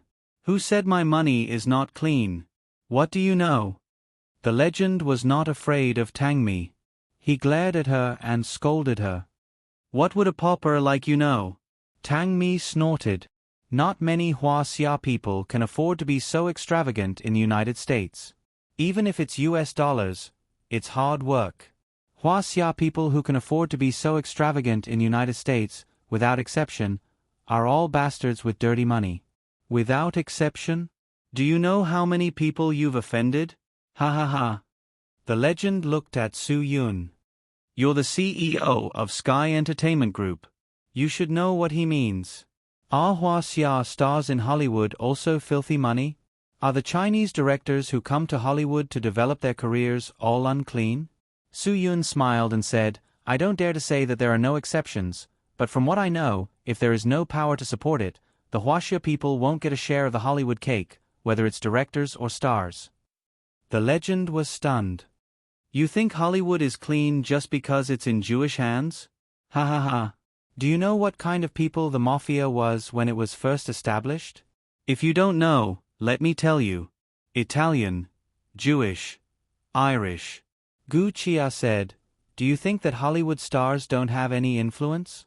Do you think it's easy for the Chinese to snatch food from their mouths? If you don't have some ability, you won't be able to hold your ground. Legends didn't know anything about these things, so they had only seen the surface. Although Gu Qia didn't know much about Hua Xia's entertainment industry, she still knew a lot about the American entertainment industry. In fact, looking at the entire world of entertainment, there seemed to be an exception. Even Sky Entertainment Group was not an exception. From Zhang Taisui to Zhua Meiyan, who wasn't a person with power and means. Even if Sky Entertainment now belonged to Su Yun, was Su Yun's circle completely clean? If it was completely clean, it was because Su Yun's fists were strong enough to shut those who wanted to take a share of the spoils in his territory. With such an attractive cake, there was no way to reject those knives and forks that reached out secretly. Therefore, it could be said without reservation that the entertainment industry had always been somewhat black. From film companies, casinos, slaughterhouses, or all kinds of entertainment venues, to car escort, car rental. Which one of these wasn't black? The whole world was the same. These were all industries that pure white people couldn't manage. Some things in the entertainment industry were already known to everyone. It couldn't be said that behind every star on the red carpet was a boss wearing a gold necklace and a diamond ring, with a handmade cigar in his mouth, and holding a young girl in his arms. However, occasionally in a high-class restaurant, these people would respectfully call these people master, and they would greet them with a face full of smiles. No one in this circle could escape. Those bosses, at the top of the food chain, were gluttons that could never be full. As long as there was something to eat, they would rush up and tear off a piece of meat. What was the entertainment industry in these people's eyes? It was a piece of delicious rib-eye. How could these people let it go? In addition to using the interest earned from loan sharks to invest in movies or records to promote small stars, they also, inadvertently, exposed the dirty photos of some big stars before they became famous in the magazines founded by their own companies. This increased the sales of the magazines and increased their fame, gaining both fame and fortune. Of course, the stars who had been envied and spoiled by the public often flipped tables and waved flags and shouted for privacy to be protected. However, the bosses would at most take it as wind blowing past their ears. They would observe the public's mood from time to time and control the situation if they found that the situation was not right. But after the limelight, they would still be exposed. These people had gotten to where they were today with knives and guns. The knives and guns they had suffered were more than the number of times these stars were shouted, "Cut," by the director. How could the stars afford to provoke them? Therefore, why were the stars more likely to be depressed than ordinary people? If you wanted to survive in the entertainment industry, you must first be heartless. Only heartless people wouldn't be suppressed by some things, and they wouldn't let themselves be glorious in front of others but suffer behind others. As for how the stars in Hollywood shone or dimmed under the support and suppression of the mafia, there was no need to say more. Just watch the American mafia movie, The Godfather, and you'll know. All of this was actually very realistic. The reason why Sky Entertainment Group looked so clean was because Zhang Taisui's influence was still there. It was also because of Zhua Meiyan's swift and decisive methods after she took over. It was also because of Su Yun's background that many people who wanted to touch him didn't dare to do anything to him. That was why Sky Entertainment Group was so clean. Zhang Taisui had done so many cruel and merciless things when he founded Sky Entertainment Group. Su Yun couldn't even begin to imagine. Because many things, if he wasn't ruthless, others would have taken it away from him. If he wasn't ruthless, perhaps he would have been killed by others. Therefore, although it was easy to earn money in the entertainment industry, it wasn't easy to earn it. Although it was hard money, it wasn't all that clean. Whether it was Zhang Taisui in the past or Su Yun in the present, they had done so much charity work to help the poor. They were atoning for their dirty and dishonorable deeds. Everyone was guilty, no matter how small or big it was. No one in this world could escape from it. However, doing good deeds would reduce people's guilt, and people would be rewarded for their good deeds. Good deeds would be rewarded with good deeds, and evil deeds would be punished with evil. Everything in the world was a cycle of cause and effect. Anyone who committed crimes would be laughed at for a while, but they would definitely be punished for eternity. A person who did small acts of kindness might be in a predicament for a while, but he would definitely receive a beautiful reward. No matter how big or small the reward was, even if it was just a trace of spiritual comfort, it would still allow him to have a good night's sleep. People like Legend, who didn't have a single cent in their hands clean, had suffered enough retribution. However, these retributions were just the beginning. Lin Ji's height and build are about the same as this guy. I have a way to let you complete what you want to do without this guy. Gu Chia smiled and looked at Lin Gu mysteriously. Let's see if you can tolerate it. Lin Gu was stunned. What do you want me to endure? I can even tolerate this guy.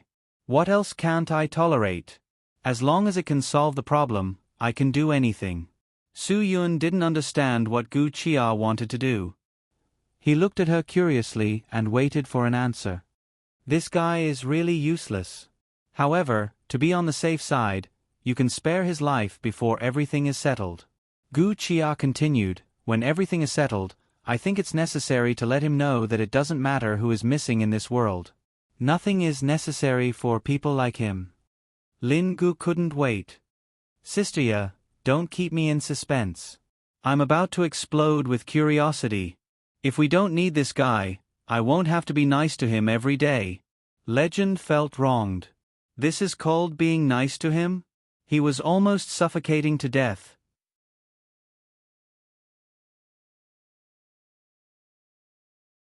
Chapter 38:30. Gu Chia smiled mysteriously and told Su Yun, I know a person, and I believe you have heard of him. He can help you in this matter. Su Yun was stunned. Who? Jochin Xiu, said Gu Chia. Su Yun's eyes really shone. You actually know him? Gu Chia nodded.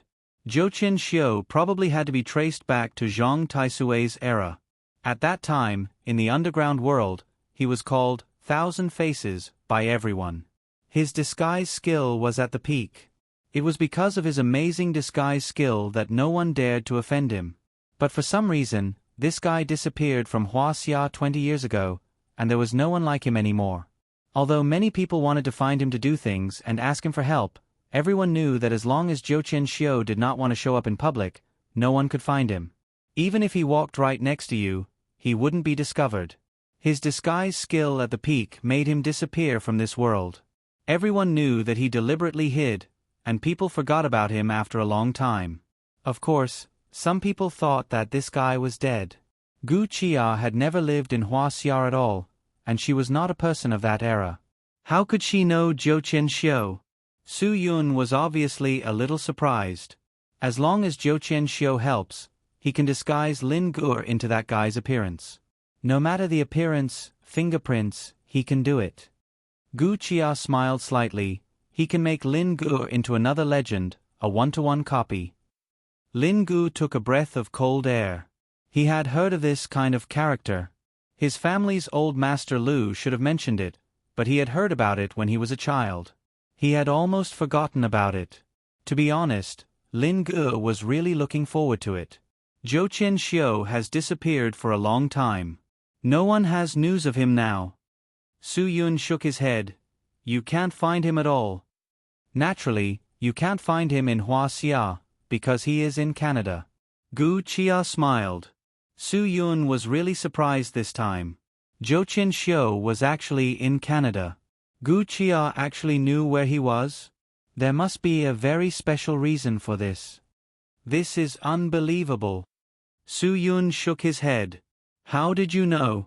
Gu Chia said, 10 years ago, he was in trouble in Vancouver. It was my father who saved him. He recuperated at my house and stayed there for about a year and a half. During this time, my family learned a lot about him. Later, he used his disguise to help my father solve a few troublesome problems as a way to repay his kindness. So he's considered a member of your big circle gang? Su Yun asked hurriedly. Gu Chia shook her head. No, he's not a member of the big circle gang. After he repaid his debt, he said he wanted to live in seclusion and didn't want to get involved in anything. Then my father let him go.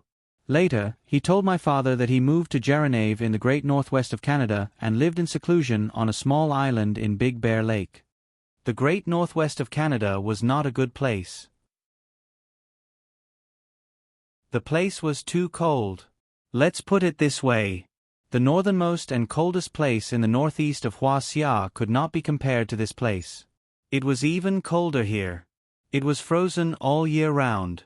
Because of the temperature here, there were only 30 to 40,000 people in a land of nearly 1,200,000 square kilometers. Was there a need to explain the concept of sparse population? The population living in 1/8 of the land area of Huaxia was 1/8 of the population of Tongtian Yuan community in Yanjing. This Big Bear Lake was the fourth largest lake in North America. It was named after the many polar bears in the lake area. Needless to say, the temperature here was very cold. Most people could not stand the place where polar bears lived. If you did not believe it, you could go to the polar bear nest in the aquarium to experience it. It would be strange if you did not freeze to death. The Arctic Circle was just north of the lake. Although the lake here was clear and the shore was steep, the climate in the lake area was cold and the ice period was long. There were many small islands here, rich in whitefish and lake trout. To be honest, this place was definitely not a place where ordinary people could live. Even many people who lived here did so for the sake of fishing. If not for the sake of fishing, no one would be willing to live in such a place. Why Zhou Qianxiu came to Canada was a mystery to Su Yun. How he was seriously injured was also a mystery. Why was he hiding in a desolate place like Big Bear Lake now? It was even more of a mystery. I think since Zhou Qianxiu chose to go to a place like Big Bear Lake, it is obvious that he has retired and will not care about anything in the world today. Su Yun said faintly, I heard that people who wanted to ask him for help in Huaxia always ran into a wall. Now I am afraid it is even more difficult to get him to come out of seclusion. If he hadn't gotten my dad's help in Vancouver, I don't know where he would have died by now. Gu Chia said, I am afraid that this favor can't be made up for by the few things he helped with before with the disguise technique. This is not a big deal. It only needs a little of his skills. He doesn't need to do anything. After that, Gu Chia looked at Lin Gu and said, as long as he can perfectly transform Lin Gu into that guy, everything is enough. You're all crazy. It's impossible. Legend roared, I am me. No one can become me. You won't succeed like this. You'd better pray that we won't succeed, and you'd better pray that we can't find Zhou Qianxiu. Because once we succeed, your life won't matter at all. Gu Chia didn't take Legend seriously at all. Legend trembled in his heart. Of course, he needed to pray. His little life was in the hands of others. What else could he do other than pray? He has already helped you. For Zhou Qianxiu, helping others with their disguise is already giving face. Su Yun said, he chose to leave, perhaps because he felt that he had returned the favor to your family. Just because he said that he has returned the favor, that won't do. I won't agree. I need him now. If he doesn't help, it will be treacherous and unscrupulous. Gu Chia said, I don't care. Whether he agrees or not, I will help. Lin Gu also nodded, yes, if I can become this grandson, then everything will be easy to operate. I'm afraid that Zhou Qianxiu won't agree so easily. Su Yun heard how difficult it was to talk to that guy. Even if he begged for help, he might not agree. Su Yun was not the kind of person who liked to beg others. Who cares if he will agree easily? Brother, think about it. We definitely can't go back to Los Angeles now. This guy is a rich man in the eyes of the Los Angeles police. They will definitely keep an eye on his affairs. Lin Gu said, now, unless he goes back and tells the Los Angeles police that everything is a misunderstanding, we have no way to touch all his assets in the United States. This grandson is not sincerely cooperating with us. Once he has a chance, he will definitely bite back. We can't trust him. Everything Lin Gu said was true. Su Yun knew very well that Legend could not be trusted. The use of Legend was no longer to deal with the assets of the United States Empire. He needed Legend to contact the person in charge of money laundering in the United States Empire.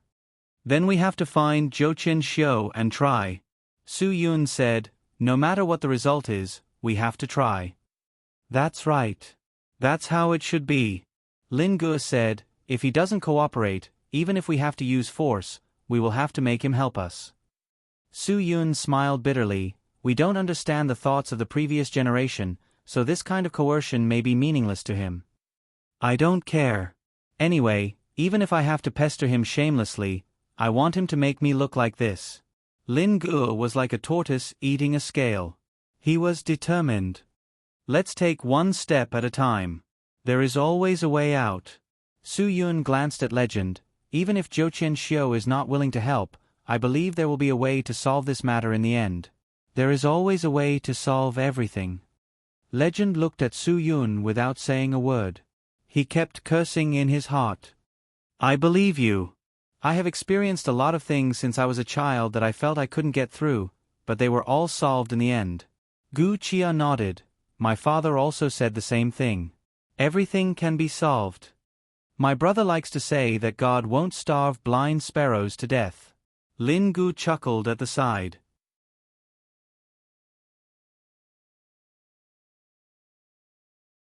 Chapter 38-31. Zhou Qianxiu could be regarded as a capable person. He was a person who had experienced ups and downs in his generation. No one would have thought that he was a person who came from the countryside of a poor small county in the central plains of Huaxia. When he was at his peak, even the reputable figures in the underworld would give him some face because of his ability. It was said that Zhou Qianxiu's family was poor at first.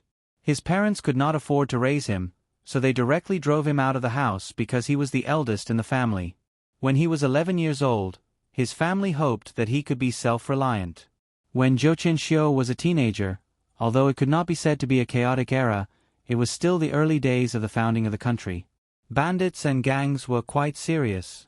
Zhou Qianxiu, who entered society early and began his life in the underworld, endured a lot of humiliation in order to live. Because he knew how to endure humiliation and knew that he had to be able to raise his head and kneel down, Zhou Qianxiu soon mixed with some bandits. Later, the bandits were suppressed, but he was smart enough to escape. Then, he became familiar with some hooligans and slowly went to mingle in the underworld in one of the few big cities in the country at that time. Zhou Qianxiu was really smart. Although he did not go to school, he learned a lot of skills in the big dive out of society that could not be learned in school. He began to learn how to gamble, and at the same time, he was addicted to alcohol. In short, this guy was a mud that could not be supported on the wall at the beginning. But it was such a pool of mud in the eyes of many people that slowly gained a foothold. Zhou Qianxiu was a person with ideals. He was thinking about how to stand out every day. Every day, he was thinking about how he could earn more money. There was no limit to how much money he could spend. His goal was to lead a drunken life every day. Of course, Zhou Qianxiu also knew a truth. That was, any elder brother started as a younger brother. This truth made him adhere to his principle of enduring humiliation. Therefore, Zhou Qianxiu began to work as a thug in an underground casino through his own connections. By chance, he met a gambling master at the card table who was superior to the others. Through Zhou Qianxiu's observation, this gambling master almost only made money at the card table. The money he won in just one night was enough for him to earn for a year. Such a powerful means naturally made Zhou Qianxiu excited. Although he was young, Zhou Qianxiu, who was already experienced, began to try his best to get close to this gambling master, and then look for opportunities to curry favor with this gambling master. Sure enough, hard work paid off. After a period of contact, the gambling master saw Zhou Qianxiu's cleverness and agreed to accept Zhou Qianxiu as his disciple. His gambling skills were brilliant. In the eyes of Zhou Qianxiu, everything he saw was fake. In fact, it was all a trick. He was cheating. Zhou Qianxiu had been trained by this master of cheating for nearly 2 years. Coupled with his extraordinary courage and intelligence, he was already famous in the local fraud group at the age of 18. Back then, in order to prove his ability, Zhou Qianxiu went to a brand new city and then committed fraud in the name of a travel society. After collecting the travel deposits of more than 100 people, he disappeared. From then on, Zhou Qianxiu was out of control on this kind of deceitful path and embarked on a road of no return. For the so-called cheating, the most taboo was to always cheat in one place. It was easy to expose oneself. Therefore, Zhou Qianxiu went to many cities in the next few years. Slowly, his wings hardened. He began to set up another organization and went to various cities in the country to engage in fraud activities. At the beginning, in order not to be easily recognized by others, he devoted himself to studying local dialects everywhere he went. His language talent was very high. After a few years, he could speak the dialect of any place in the country. Even the locals could not tell that he was a foreigner. In the Northeast, he spoke with a Northeast accent. His words were more fluent than the Northeasterners. In Guangshan, when he opened his mouth, he said Hua Xia and talked about the law. In Hunan, he would say, "What's wrong? Isn't this ostentatious?" In Shenzhen, he would say, "Friend, please help me." In Yanjing, he would say, "Sorry for hurting your foot is waterlogged." Of course, this was just Zhou Qianxiu's insignificant skill. Later, he had learned the languages of 6 countries and pretended to be a variety of foreign Chinese, which could make people stunned. Zhou Qianxiu slowly understood a truth. If you want to mix in this world and really stand out, you need to know more things. Learning can make people improve. It was a pity that he learned in the wrong direction. All his cleverness was not used in the right way. Zhu Qiangxiu only began to study the art of disguise when he was in his 20s. He knew that this was an unpopular field. Makeup was not popular back then, but it was different now. Now, every young girl had some foundation in disguise. It was just that the girl's disguise was to make themselves beautiful, while Zhou Qianxiu's disguise was to make himself uglier. He learned disguise in the hope that he could confuse others with his appearance and make it easier to cheat. During that time, Zhou Qianxiu was completely immersed in the study of disguise. After a relatively systematic study, every time Zhou Qianxiu went to a city, he would use disguise to increase his weight, make some changes to his face, or change his skin color through exposure to the sun, and even wear high shoes to change his height. Later, he even bought a wig to disguise himself as a woman to change his gender. At this time, coupled with the local accent, Zhou Qianxiu could put on a perfect disguise for himself, and he could cheat with ease. Of course, in the beginning, his disguise was not so magical, but as he became more and more skilled, he actually had an unusual expansion in the field of disguise. Then his reputation grew bigger and bigger. As a result, he was able to transform himself into whoever he wanted to. This made his reputation even bigger, and it became more and more uncontrollable. But it was such a guy who was willing to do anything for fame and fortune that he chose to live in seclusion in such an extremely cold place. It was really puzzling. Was it really that interesting to accompany a polar bear on an island in the Big Bear Lake? The answer was obviously no.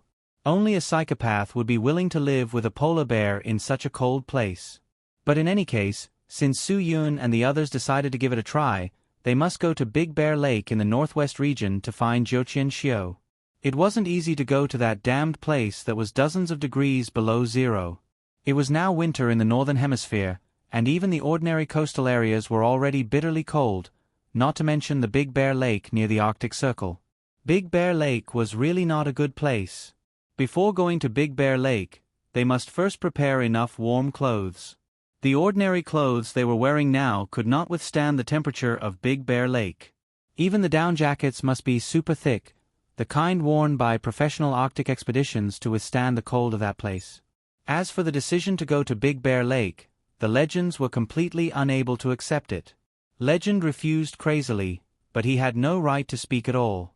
But considering this guy's physique and physical fitness, Su Yun was a little worried that he wouldn't be able to withstand the harsh environment over there. If he fell sick and eventually died over there, then all of this would be really troublesome. So in the end, Su Yun decided to let Legend stay. Of course, he did not leave him alone. Instead, he asked Gu Chia to call some brothers from the Big Circle gang to keep an eye on him. They treated him as a prisoner so that he would not play any tricks. After all, he was now a missing person in Los Angeles. It was estimated that the Los Angeles police would pay attention to him everywhere in the country. Su Yun would not let him show up at such a critical moment. Knowing that he didn't have to go to that damned place, the Legend rank finally breathed a sigh of relief. He would rather be imprisoned than go to such a cold place to suffer. Now Legend also had the motivation to live. He believed that as long as he persisted in praying every day, he could let Su Yun and the others die in that damn place. Once they all died in that damn place, he could be saved. Yes, definitely.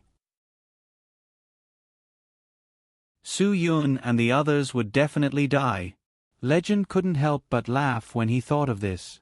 This kind of result would make people feel very wonderful just thinking about it.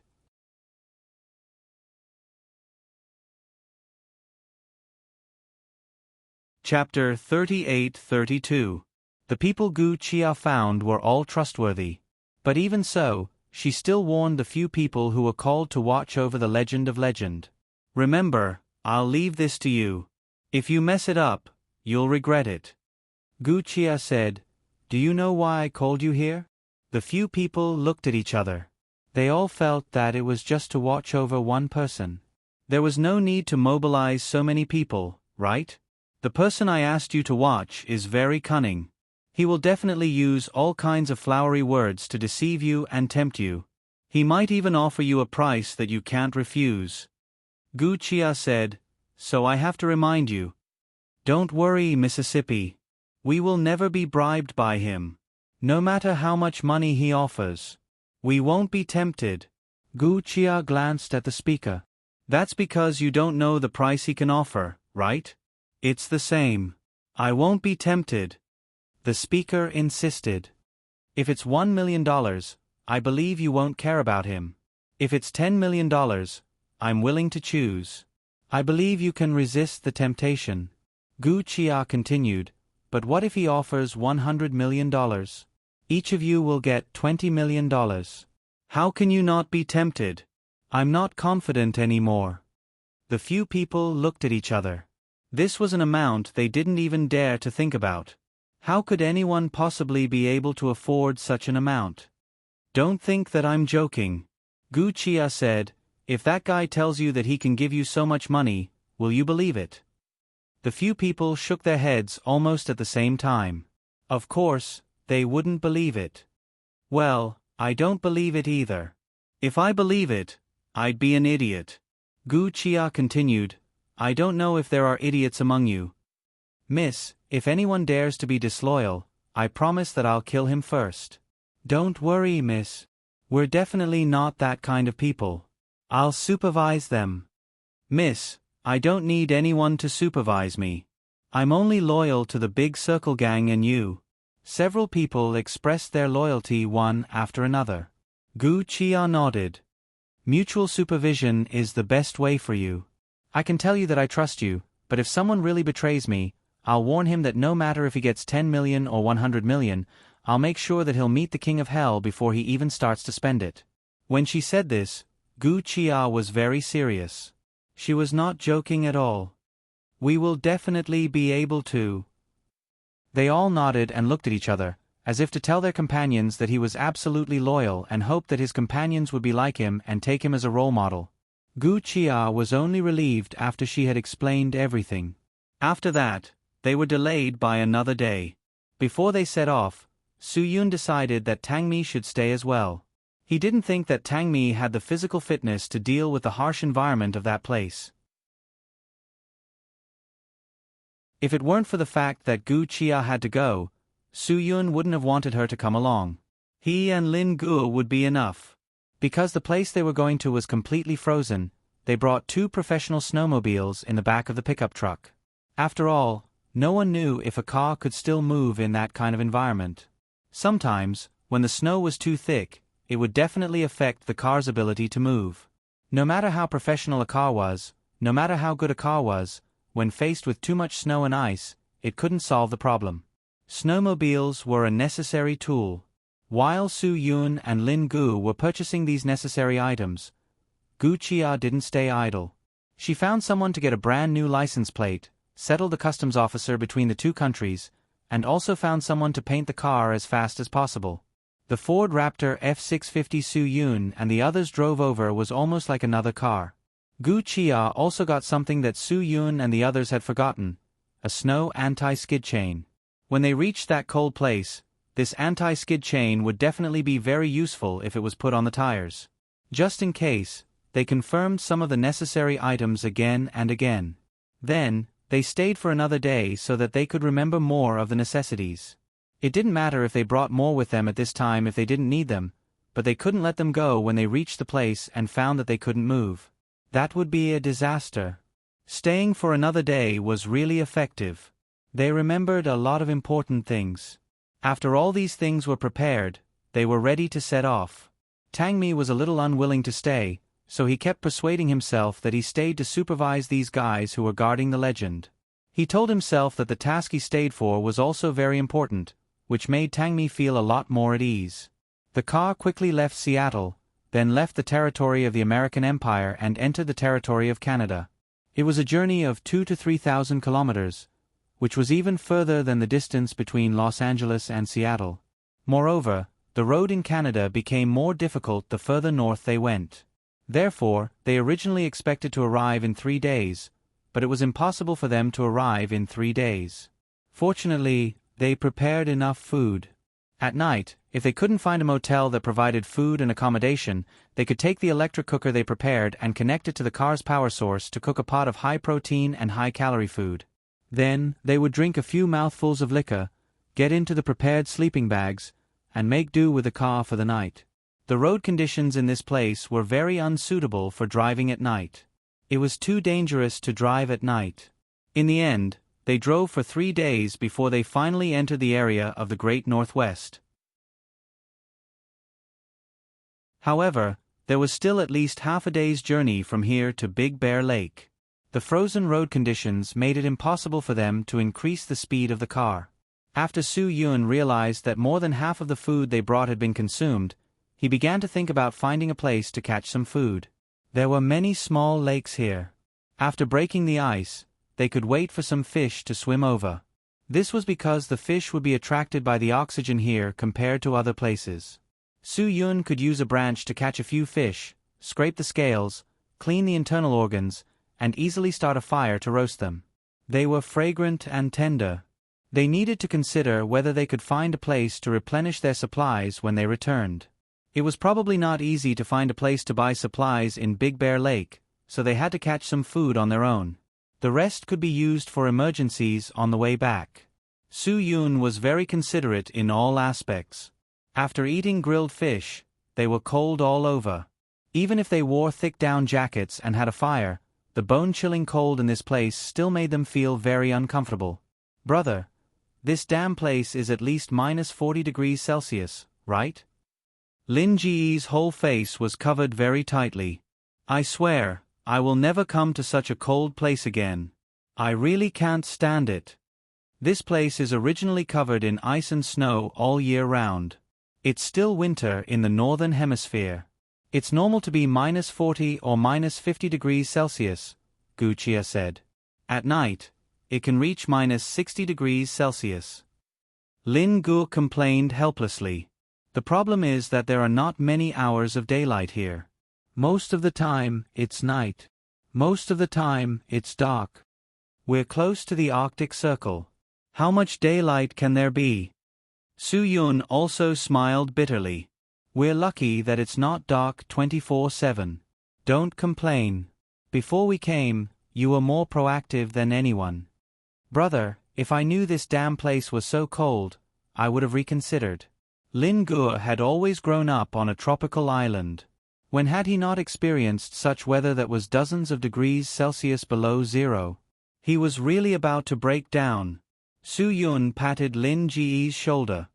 "Okay, hold on a little longer. The revolution hasn't succeeded yet. Comrade, you still have to work hard. How can you see the rainbow without experiencing the rain?" Gu Chia also smiled. She was also cold, but she didn't say it. She didn't want to show it and make Su Yun worry.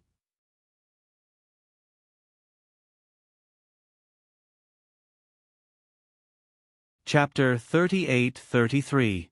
The cold made Lin Gu rub his palms together.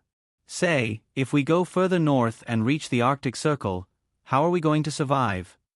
Since the Inuit can live in the Arctic, we can too." "It's just a little colder," Su Yun said. "If the people who live here go to the tropics, They'll probably die of dehydration in a day. Lin Gu pouted and said, "Brother, the Inuits are native people through and through. They've been living here for a long time, so they're used to it. We're not natives. Us Asians have always been one of the weaker races in this world. There's one fact that you should understand. Yellow people are the most resistant to the cold. The indigenous Inuit who live in the Arctic are all yellow people," Su Yun said. "If it were black people with better physique, they might have died here a long time ago." Lin Gu was stunned for a moment. Looking at the environment here, perhaps other than the yellow people who could endure hardships and were not afraid of anything, no one else could withstand it. Most of the black people were lazy and did not like to do anything. It was almost impossible to expect them to survive in such a godforsaken place. "Brother, are the ancestors of the Inuit really from Huaxia?" Lin Gu was skeptical. "Who said they were from Huaxia? It's not like only Huaxia people are yellow." Su Yun laughed bitterly.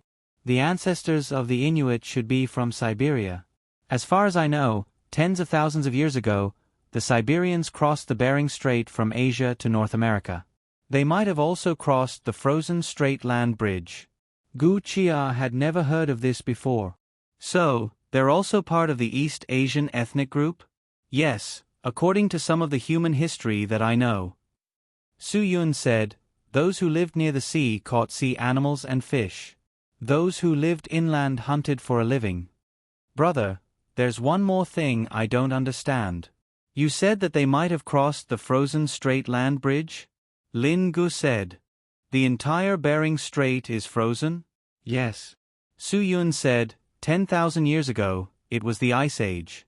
The straits in the extremely cold areas were completely frozen. You could walk directly from Asia to America." Lin Gu was suddenly enlightened. He did not remember that it was still the Ice Age of the century. It was not like now, with global warming, there was no possibility of the strait being frozen, right? It should be impossible. If the Titanic had taken the route of the North Atlantic Ocean, perhaps it would not have encountered the iceberg. "These people are really powerful." Lin Gu said, "I just don't understand. It's cold in Siberia, and it's also cold here. Why did they come so far to come here?" "You think they came here for such a cold place?" Su Yun said, "Of course not. Back then, the migratory armies set out from Asia and crossed the Bering Strait to the hinterland of America. They also wanted to find a place with fertile land and a comfortable climate." Lin Gu was stunned for a moment. "Yes, there are many good places in Canada and the American Empire. But before they came, they did not ask the American Indians for permission. Faced with the encirclement and cruel massacre of the Native Americans, they could only fight and retreat. In the end, they finally retreated to the Arctic Circle." Su Yun said, "It was winter. The Native Americans thought that the Inuit would soon freeze to death in this place, so they stopped chasing them. But no one expected that the Inuit would miraculously survive in the Arctic. They created a miracle of human survival. In terms of hardships and endurance, Asians were indeed extraordinary." "I don't know if we will meet the Inuit," Lin Gu said. "If we do, we can ask about it. We were from the same hometown 10,000 years ago." "If it's north of Big Bear Lake, it's possible to meet the Inuit," Su Yun said. Gu Chia laughed. "Even if we meet them, we can't be sure if they are Inuit. We can't go up and ask, can we? After all, some of the rich people in America who enjoy life might deliberately come to the extreme cold to skate and ski at this time." "The Inuit are yellow. I don't think many yellow people living in North America have the time to come here to ski," Lin Gu said. Su Yun smiled. "Although the Inuit are from Asia, because they have lived in the polar environment for a long time, the Inuit are different from the yellow people in Asia." Lin Gu shook his head. "Could it be that they have been assimilated by the Native Americans? You can still tell at a glance that they are Asian. They are short and stout. Their eyes are long and narrow. Their noses are wide and the tip of the nose is curved downwards. Their faces are wide and the fat under their skin is very thick." Su Yun, "Because their short and stout bodies can resist the cold, and their small eyes can prevent the strong light reflected by the polar ice and snow from irritating the eyes.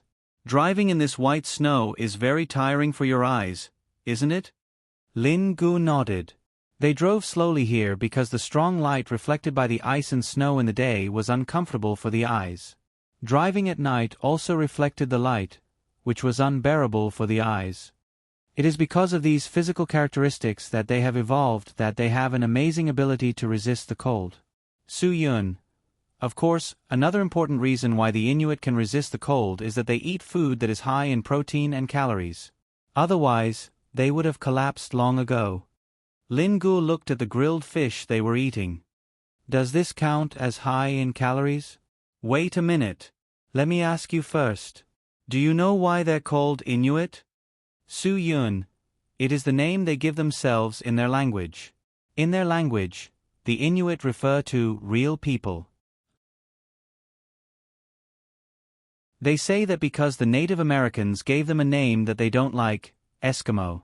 Lin Gu did not understand the Aleut language of the old Asiatic family, nor did he understand the Native American language. Isn't that a nice name? How westernized, Eskimo. But in the Native American language, Eskimo means people who eat raw meat. It's meant to mock them. Su Yun. Nowadays, many people know about the Eskimo, but they don't know about the Inuit. But for such a strong people, the name Eskimo should really be abandoned. Then they really eat raw meat? Gu Chia was a little surprised. Is it because they eat raw meat that they can maintain their calories? Su Yun nodded. The Inuit do eat raw meat, and they prefer meat that has been preserved for a while and is slightly rotten. The traditional Inuit view is that cooking meat is a waste of food. Damn, their evolution doesn't seem to have kept up with the pace of society. In ancient times, eating raw meat was understandable, but now. Lin Gu was a little surprised. There's no need for that, right? Su Yun shook his head. Actually, it's a kind of adaptation to the cold of the Arctic. People who hunt outside have no hope of starting a fire everywhere. In order to ensure a high intake of protein and calories, the traditional diet of the Inuit is all meat, fish, seals, walruses, and even whales. On land, reindeer, musk oxen, and even polar bears. That's what they eat. Lin Gu couldn't help but give a thumbs up. I can't help but want to make friends with the Inuit. Eating whales, eating polar bears. That's so cool. I haven't eaten whale or polar bear meat before. If I can make friends, it shouldn't be a problem to go to his house and try it, right? If it's raw meat, I'd rather not meet the Inuit. Gu Chia shook her head hard. She couldn't accept eating raw meat. It was better to eat sashimi. After all, the fish was still tender, but the meat of land animals didn't melt in the mouth so easily. Especially when she thought of polar bears. The meat of such a strong animal was definitely muscle, so it must be very hard to chew. How could she eat it? Gu Chia almost vomited when she thought of this. Lin Gu actually didn't like eating raw meat either. He didn't even like eating sashimi. We have an electric cooker. They shouldn't mind if we fry it, right? But Su Yun said that the traditional Inuit view is that cooking meat is a waste of food, Gu Chia said. Do you think they'll entertain a guest who wastes their food? Then I'd better not make friends with them. Lin Gu shook his head.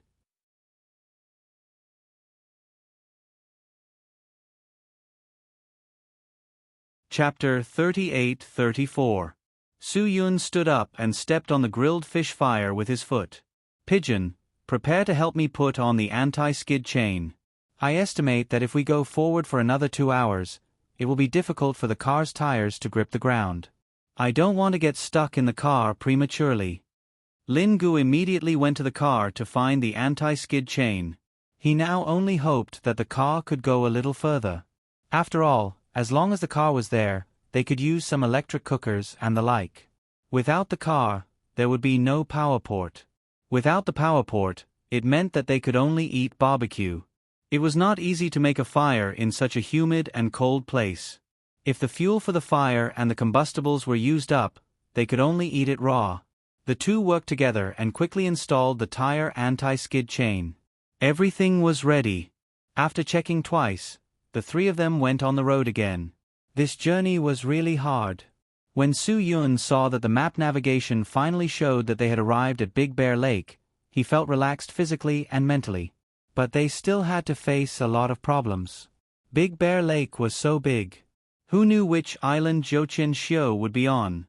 There are skating rinks and ski resorts on the south shore of Big Bear Lake. I believe Jiuqianxiu will never like these lively places. Gu Qia took out her mobile phone and downloaded the most detailed map information of Big Bear Lake.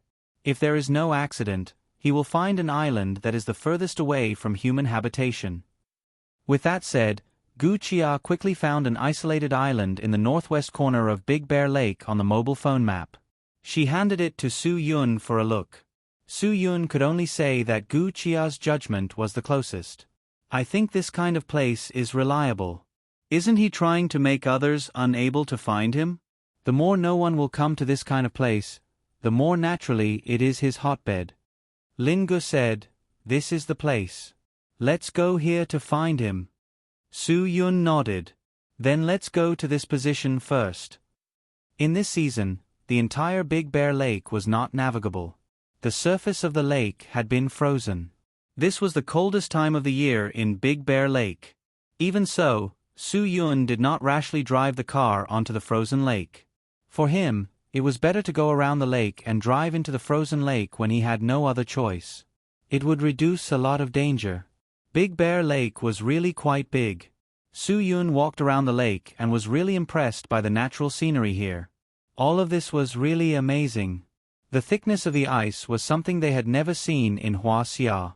Because they were walking along the lake, they often saw large packs of Alaskan dogs or Eskimo dogs pulling sleds with people running wildly in the snow. "Brother, these should be the Inuit, right? Look, dogs are pulling a sled. This is what the Inuit use to transport themselves." Lin Gu was excited because he had arrived at the coldest part of Earth. Maybe they are not Inuit. Maybe they are just rich North Americans who are here to experience Inuit life, Su Yun said. Dogs were the most loyal friends of the Inuit. There was a reason why Su Yun said that these people who were pulling sleds with large packs of Eskimo dogs were not Inuit. Because the Arctic could sustain most of the animals that the Inuit relied on for survival, there were at least 2 migrations every year. Therefore, the Inuit were destined to follow their food source and live a migratory life. The Inuit migrated mainly by foot. In the snow, they used dogs to pull sleds. There were a few days every year when the snow melted in the summer and the sleds were not used, so they could only rely on the dogs to carry some things. In the summer, they used rubber boats as their means of transportation. In the winter, boats were not useful. Because the dogs used to pull sleds and the Inuit ate the same food, and they ate more than the Inuit, using dogs to pull sleds as a means of transportation was difficult for most Inuit. To put it cruelly, the poor Inuit could not afford to raise dogs. Without enough food, there was no way to raise such a large pack of dogs. That was why Su Yun said that these people were not Inuit. Moreover, it seemed that the person sitting on the sleigh would really use the whip on the dogs. Su Yun believed that the Inuit would not do that because the Inuit loved their dogs very much. Their dogs were not only their means of transportation, but they were also good helpers when they hunted. The Inuit dogs could help them find the breathing holes of seals. When they encountered large animals, such as musk oxen or the even scarier polar bear, the Inuit would release the dogs on the sleds and let the dogs surround the prey and wear it down. In the end, they could easily shoot the large animals. Although the musk oxen were cows, they were very strong. Without the help of the dogs, the Inuit would have a hard time dealing with them on their own. The Inuit dogs were also good guardians of their homes. They could report the arrival of enemies or dangerous animals to their owners. If they got lost during a hunt, the dogs could also save their lives. They could find their way home more easily than humans in the ice and snow. Of course, the cruelest thing was that when the Inuit could not survive due to the lack of food, the dogs were also their food. Although it sounded cruel, humans were selfish. For their own benefit, they would not hesitate to do so. After all, the living environment in this place was too harsh. It was not something that could be experienced in the inland areas. Indeed, some dog lovers would not be able to accept it because they loved dogs too much. They treated the dogs as their dear ones. They would cuddle and cuddle with each other, and they would give the dogs better food than humans. For anyone, this was their right, but these people would definitely not be able to accept people eating their loyal companions. But Su Yun could guarantee that if these people and their beloved dogs were brought to this damned place and starved for 3 to 5 days, they would also pick up the butcher's knife in their hands. After all, humans would always be humans. They were the most cruel and indifferent animals in the world. The evolution of human civilization and better living conditions had hidden the cruelty and indifference of humans in the deepest part of their hearts. But as long as there was a crisis, the most disgusting dark side of humans would show up. Now that people could see how kind human nature was, they could also see how dark human nature was. It was a mutual existence. In fact, many movies also reflected the horror of human nature. To put it simply, in a high-end residential area in a metropolis where 100 rich people lived, the neighbors must be very close. Everyone was rich and had all kinds of resources to share. Everyone had mutual benefits. Of course, everyone was good friends and brothers. It did not matter if they wore the same pants. But if one day this residential area was quarantined, the people inside would never be able to get out. They could only survive inside. How would these 100 people fight and scheme against each other? Haha, there would definitely be people who would commit murder in order to survive. In the end, there would even be tragedies of cannibalism. The car continued to move along Big Bear Lake. The location of the GPS was getting closer and closer to Su Yun and the others. Finally, after going around an ice bay, there was no road to go. The GPS indicated that they were 10 miles away from the destination. Su Yun and the others finally had no choice but to drive the car onto the frozen surface of Big Bear Lake. This was their only choice now. Such a huge car was obviously much heavier than an ordinary car. Moreover, they had so many things in the car. So when the car drove onto the surface of the lake, Su Yun felt that something was wrong. Perhaps his sixth sense told Su Yun that he should not do this. In the end, Su Yun chose to give up on driving onto the lake. This place was the northwest corner of Big Bear Lake. It was not a place where there were people in the south. This place was very desolate. If the car really fell into the lake, the consequences would be unimaginable. They would not even be able to find anyone to call for help. Su Yun and Lin Guo might be able to survive if the water was dozens of degrees below zero. But Gu Qia might not be able to.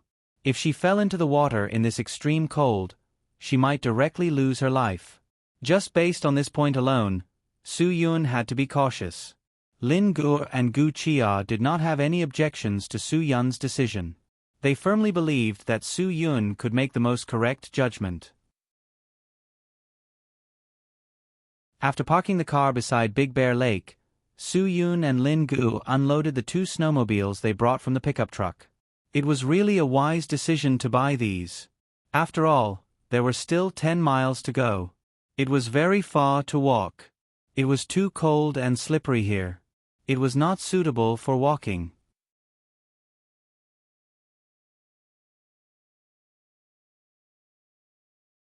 Chapter 38-35. There were 3 of them, but because of the limited space in the trunk of the pickup truck, they only prepared 2 snowmobiles. This kind of single-person snow wolf snowmobile was definitely a super weapon for walking on ice and snow. This should be a variant of the motorcycle. Su Yun and Lin Guo saw it at a glance when they went to purchase it. The boss told Su Yun that the Snow Wolf snowmobile could not only be used in snow, but it had also participated in a cross-country challenge. It was said that it had conquered the most mysterious and unfathomable terrain in California. Su Yun observed that this Snow Wolf snowmobile used the rubber track under the whole body to move.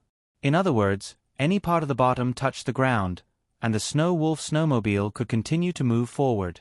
No matter how deep the swamp was, how deep the sand was, how thick the ice and snow was, or how complicated the terrain was, there was no problem at all. It was settled directly. Moreover, the track of this snowmobile was composed of 80 identical segments. Each segment was made of hard plastic material and covered with rubber tires. Each segment was tightly connected by a Kevlar rope.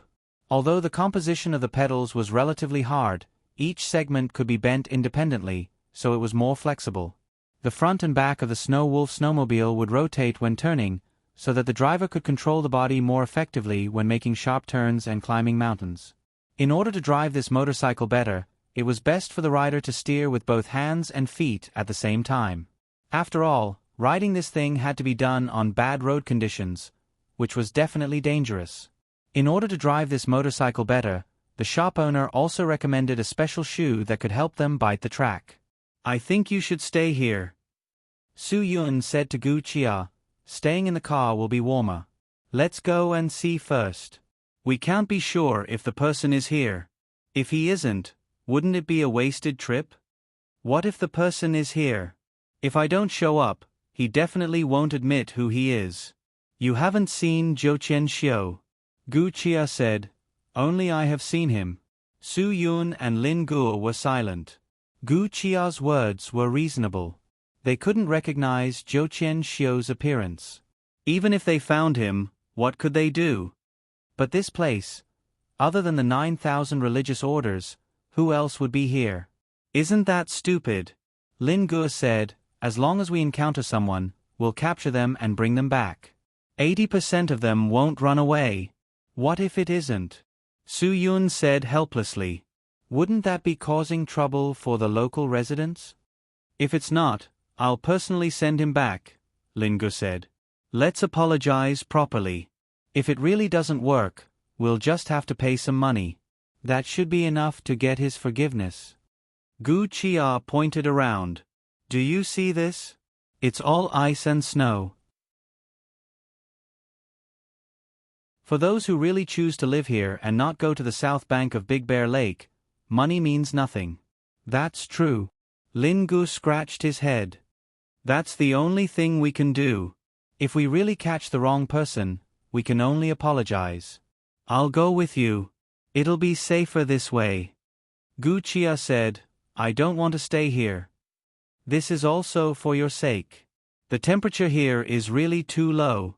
In less than 2 hours, this little bit of sunlight will probably disappear." Su Yun said, "There's an air conditioner in the car. It won't be too cold." Just as Su Yun was trying to persuade Gu Chia to stay in the car to keep warm, a low roar came faintly from a distance. It was several continuous roars. "Brother, isn't this the roar of a polar bear?" Lin Ji's eyes widened. Big Bear Lake got its name because of the gathering of polar bears. Now that the southeast coast of Big Bear Lake was occupied by people, then the northwest side would definitely be more densely populated. Although in recent years, due to global warming, environmental deterioration, and glaciers melting, the polar bear's habitat was seriously damaged. The polar bear's survival situation was very worrying. There were many tragedies, and the number of polar bears had decreased a lot. However, if Gu Chia stayed in the car alone and encountered a polar bear, she would be in trouble. "You're not planning to leave me here alone, right?" Gu Chia looked at Su Yun in horror. Su Yun was also speechless. "Let me tell you, if you leave me here alone, I promise to drive away directly and leave you 2 guys behind. I'll let you experience the life of the people in the Arctic Circle." Gu Chia said seriously. "I'm not joking. I really want to drive away directly. But we only have 2 Snow Wolf snowmobiles. These are all single-person rides. It's not safe to drive in the snow," Su Yun said. "It's okay. I just need a little space to sit down." Gu Chia said, "I definitely won't occupy too much of your driving space. I'll hug you from behind. I promise not to let myself fall." Since Gu Chia said so, Su Yun couldn't refuse anymore. "Okay then." Gu Chia breathed a sigh of relief. "I definitely don't want to face a polar bear alone." "I think even if you are with the 2 of us, you don't want to face a polar bear." Lin Gu laughed. "I didn't expect you to be a coward." "Coward?" Gu Chia stared and said, "Have you ever seen a polar bear? Polar bears are shockingly large in size, and they are really strong. Polar bears are definitely not the unlucky bears in the cartoons that you imagine them to be. An adult polar bear can break several meters of thick ice with its paws to catch fish to eat." Lin Gu said. "I think you've really watched too many cartoons," Gu Chia said. The polar bear's main prey is seals. How many fish can you catch to fill the gaps between its teeth? Lin Gu grinned in disbelief. Aren't the polar bears in the polar aquariums all for fish? They can't possibly feed seals, right? The poor little animals in the aquariums have long been spoiled. People are really cruel. They lock up animals for their own entertainment. Gu Chia frowned. And do you really think that the polar bears in the aquariums won't have any seals to eat? Su Yun and Lin Gu were both stunned. You can't feed seals. Seals are so expensive. Gu Chia's expression was a little unhappy. Nowadays, such polar aquariums provide small activities to feed seals, right? You only need to spend $12 to buy a bucket of small fish to feed seals. Yes, there are. Not only in the United States, but the Chinese aquariums also have such activities. It's about 50 renminbi, and you can get a dozen or so small fish to feed the seals. Lin Gu said, "It's quite fun." Fun? Gu Chia's eyes were a little indifferent. Do you know that seals are gluttons? They can't stop eating. Many times, the seals in the aquariums are stuffed to death because people think it's fun to spend money to feed them.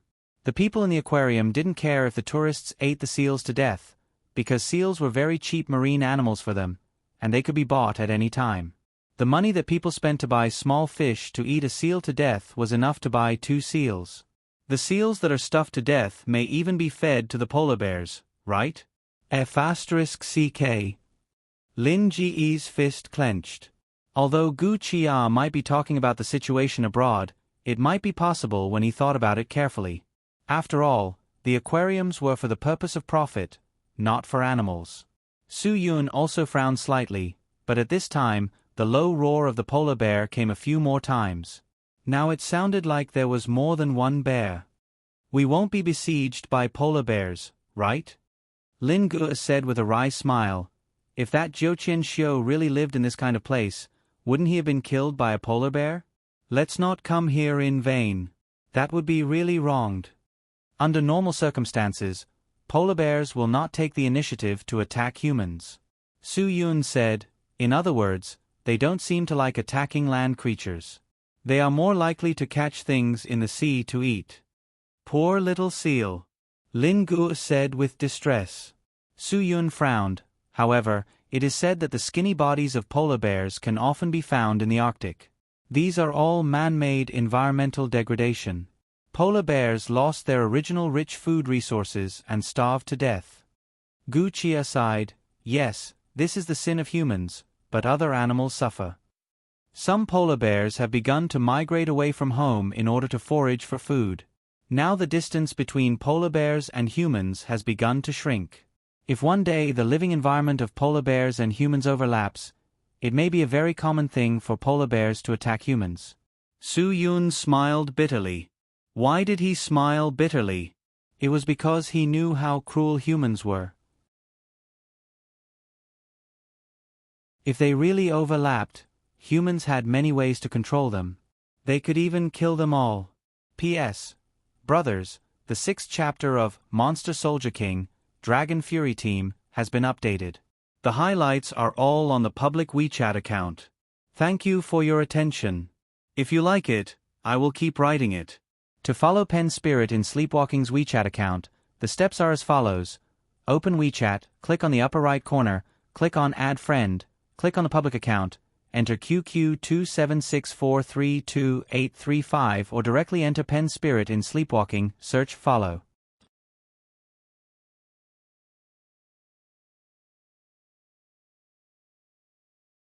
Chapter 38-36. Let's go. Let's not think too much. Su Yun gestured to Lin Gu to check if the car was locked and everything was placed properly, in case they came back empty-handed. Lin Gu gave a thumbs up, indicating that they could set off at any time. Gu Chia sat behind Su Yun's Snow Wolf snowmobile. Su Yun tried his best to lean forward to give her some space. After all, this was a single-person motorcycle type. 2 people squeezing together was still a little nervous. When Su Yun started the motorcycle, Gu Chia hugged Su Yun's waist tightly. Hold on tight. Don't fall off. The road conditions are not good. It's also my first time riding this kind of motorcycle. Su Yun reminded Gu Chia, then wrapped himself tightly. When they were fully prepared, Su Yun and Lin Gu sped off, one on the left and one on the right. Needless to say, such a small snowmobile cost Su Yun a lot of money. There was absolutely no problem with its performance. Its speed on the snow was so fast that it could catch up with a small motorcycle. With a whoosh, the two snowmobiles began to speed on the frozen Big Bear Lake. Both Su Yun and Lin Gu were quick to adapt. After driving for more than 1,000 meters, they were able to adapt to the driving style of the car on the snowy ground. After driving for a few thousand meters, they began to find the joy of driving this snowmobile. It was really cool. No other car could find this kind of joy on a frozen lake. It was absolutely two different things. 10 miles was not a long distance. Soon, they had covered 1/3 of the distance. Su Yun gestured to Lin Gu, indicating that they should play a game. After all, this place was like a welding machine. There was not a single person on the huge frozen lake. They were already addicted to playing. Lin Ji's playful nature was great. Of course, he agreed immediately. Without another word, he stepped on the accelerator and sped off. Su Yun was not to be outdone. Although he had Gu Chia with him, he followed closely behind. Gu Chia was also a person who refused to admit defeat. She kept cheering Su Yun on. He also told Su Yun that as the big brother, he would lose a lot of face if he lost. In any case, the ice lake was covered with a thick layer of snow. It was close to 40 centimeters thick. Even if the car overturned and fell, they wouldn't be injured. Su Yun and Lin Gu completely let loose and began to have fun on the surface of the lake. There was a target location setting in the car, so even though they were having fun, they were still getting closer to the target. While Su Yun was galloping fearlessly, the ground in front of him suddenly stood up. Su Yun and Gu Chia were instantly dumbfounded. Lin Gu was a certain distance away from them, so there was no danger. Su Yun and Gu Chia had to turn around and stop. Otherwise, they wouldn't be able to stop at this distance. It would be troublesome if they collided. However, if they suddenly turned around at this speed, they would immediately overturn. Su Yun had no choice but to make a more cautious choice. When he slowly stepped on the brake pedal to reduce the speed, he pushed the right handlebar forward and stepped on the front of the left pedal. This was actually the same action as driving an ordinary motorcycle. At the same time, Su Yun had to push the right pedal back and change the angle of the back of the pedal, causing the snowmobile to rotate. This action would cause the pedal to turn into a crescent shape. Just as they were about to crash, Su Yun completed the deceleration turn. The Snow Wolf snowmobile successfully avoided the ground that suddenly stood up and stopped by the side. Su Yun and Gu Chia turned their heads to look. At this time, they saw clearly that this was not a ground that stood up. This was not a crisis caused by geological activity at all. It was a polar bear that sat up on the ground. The snow-white back was the same color as the snow. From afar, it looked like a standing ground. Of course, the main reason was that the polar bear was too big. It was incomparably huge. In the animal world known to humans, it was said that the largest bear in ancient times was a fellow called the polar bear. It was 3.7 meters tall and weighed more than a ton. And the polar bear in front of Su Yun and company was more than 5 meters tall while sitting on the ground, right? It was at least as tall as a 2-story building. Its body was at least 3 meters wide. This bear was at least 2 tons in weight because it was too big. It was ridiculously big. That was why Su Yun and company mistakenly thought that the ground stood up. This was because in Su Yun's knowledge, it was impossible for such a huge polar bear to exist in this world. And this was not the innermost uninhabited area of the Arctic Circle. This was Big Bear Lake. On the south shore of Big Bear Lake, there was a human ski resort. Even if it was in the northern regions of the Big Bear Lake, there would still be human cities, even if there were only a few dozen people in those cities. So how could such a huge monster appear in such a place? Oh my God! Lin Gu drove over to see if there was any problem with them. When he saw this huge monster, he was completely stunned. Such a huge polar bear sat quietly on the ice and looked down at the 3 people and 2 snowmobiles. The 3 of them couldn't help but swallow a mouthful of saliva. Su-yun hoped that this guy would not take the initiative to attack people, so he didn't dare to act rashly. Its size was too big. Su-yun couldn't help but exclaim in his heart again. If this thing went crazy, it was almost impossible to control. If this polar bear stood up, in its eyes, Su-yun and the others would probably be as small as a 2-year-old child in the eyes of an adult. Brother, it couldn't be this thing that was barking just now, right? Are we lucky or a little unlucky? Lin Gu didn't know whether to laugh or cry. If my hands weren't shaking a little now, I really want to take a selfie with it and post it on my WeChat moments. At most 20 minutes, I'll become Hua Xia's internet celebrity, right? Su-yun didn't think so. I think when you took out your phone and prepared the angle, it had already slapped you down Big Bear Lake. Lin Gu sucked in a breath of cold air. I think so too, and I think, its attention is all on us. I have a bad feeling about this. Gu Qia's voice was a little trembling. She didn't dare to look up at the bear now, for fear of meeting the polar bear's gaze. If that happened, she would definitely collapse.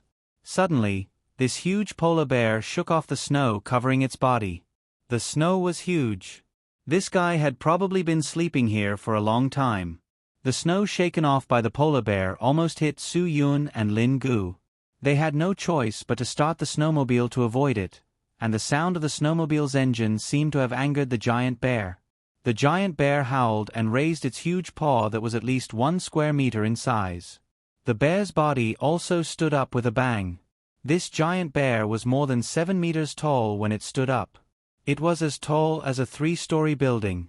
They were stunned in an instant. The raised paw angrily aimed at Su-yun and the others, as if it was very dissatisfied with being disturbed. Run! Su-yun roared at Lin Gu and directly pushed the throttle to the maximum, using the fastest speed to escape from the shadow of the giant paw. Although Lin Ji's brain was stuck, he still carried out Su-yun's order at the first moment. He sped away in a daze. The giant bear's paw smashed down on them the moment they escaped. The half-meter thick ice of Big Bear Lake was forcefully smashed into a puddle by this terrifying guy. It directly smashed through with a single palm. Smashed through the frozen surface of the lake. After the lake's surface was smashed through, the crack directly tore open. Gu Qia saw that the crack had almost caught up to their car. This huge monster only used 1 palm, and the entire lake had a crack that was close to 30 meters long. 30 meters. This guy's strength was comparable to 7 or 8 normal polar bears. Of course, he was 3 times taller than a normal polar bear, and at least 5 times heavier. This was simply a super mutated polar bear, not a normal bear at all. Su-yun and Lin Gu didn't have the time to think about how this bear mutated into this appearance. They only cared about escaping now. If they couldn't escape and got smacked by the bear, they would definitely die. There was no hope at all.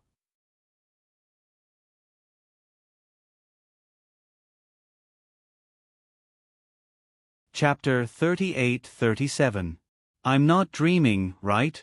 Why do I feel like I'm in an apocalyptic crisis? Lin Gu screamed as he drove. I've never been so nervous in my entire life. I'm going crazy. This feeling was truly devastating. It was completely different from the sense of crisis they had encountered in the past. If it was a hail of bullets, they might not be as nervous as they were now. The fear brought about by a crisis they had never experienced before was completely different. Su-yun's pressure was even greater. He still had Gu Qia with him. They came to this damned place because of them. If Gu Qia was hurt because of them, Su-yun would never be able to forgive himself.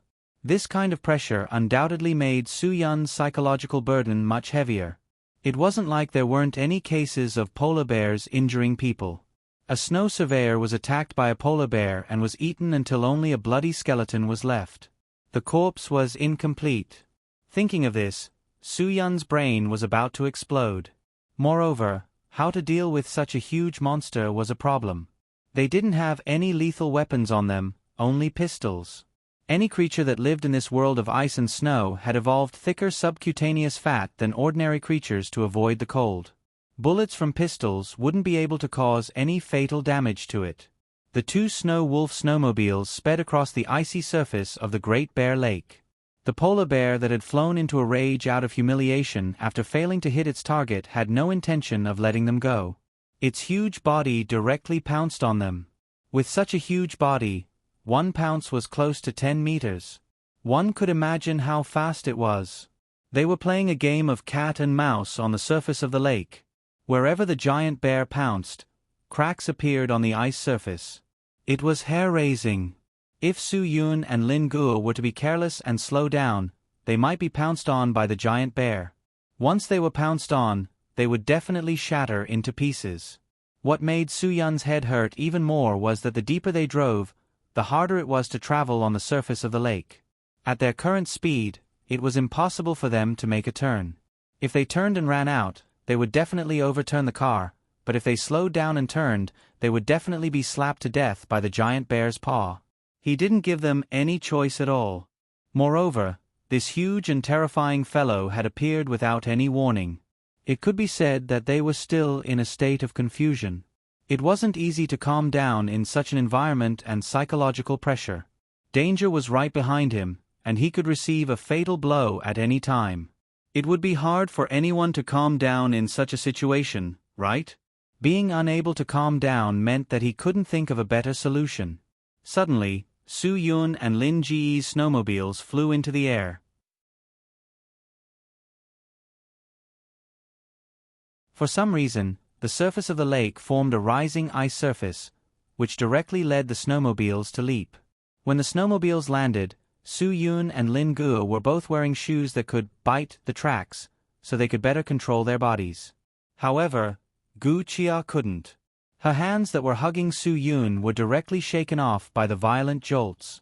Her entire body flew out of Su Yun and the snowmobiles. Damn it!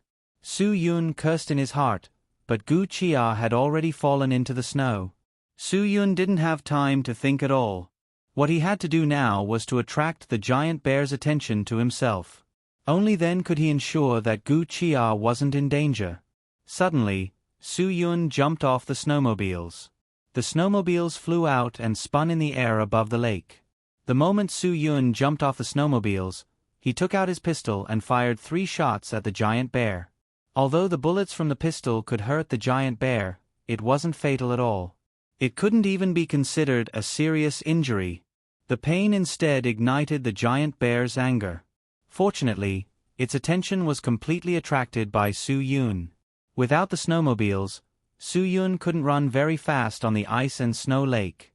The giant bear's paw viciously smashed towards Su Yun. At this time, Lin Guo had already stopped the snowmobiles. Although it was only a blink of an eye, he was already 100 meters away when he stopped the snowmobiles. He saw Gu Chia being shaken off and also saw Su Yun being smashed by the giant bear's paw. Lin Ji's mind was completely blank. He ran towards the giant bear with difficulty.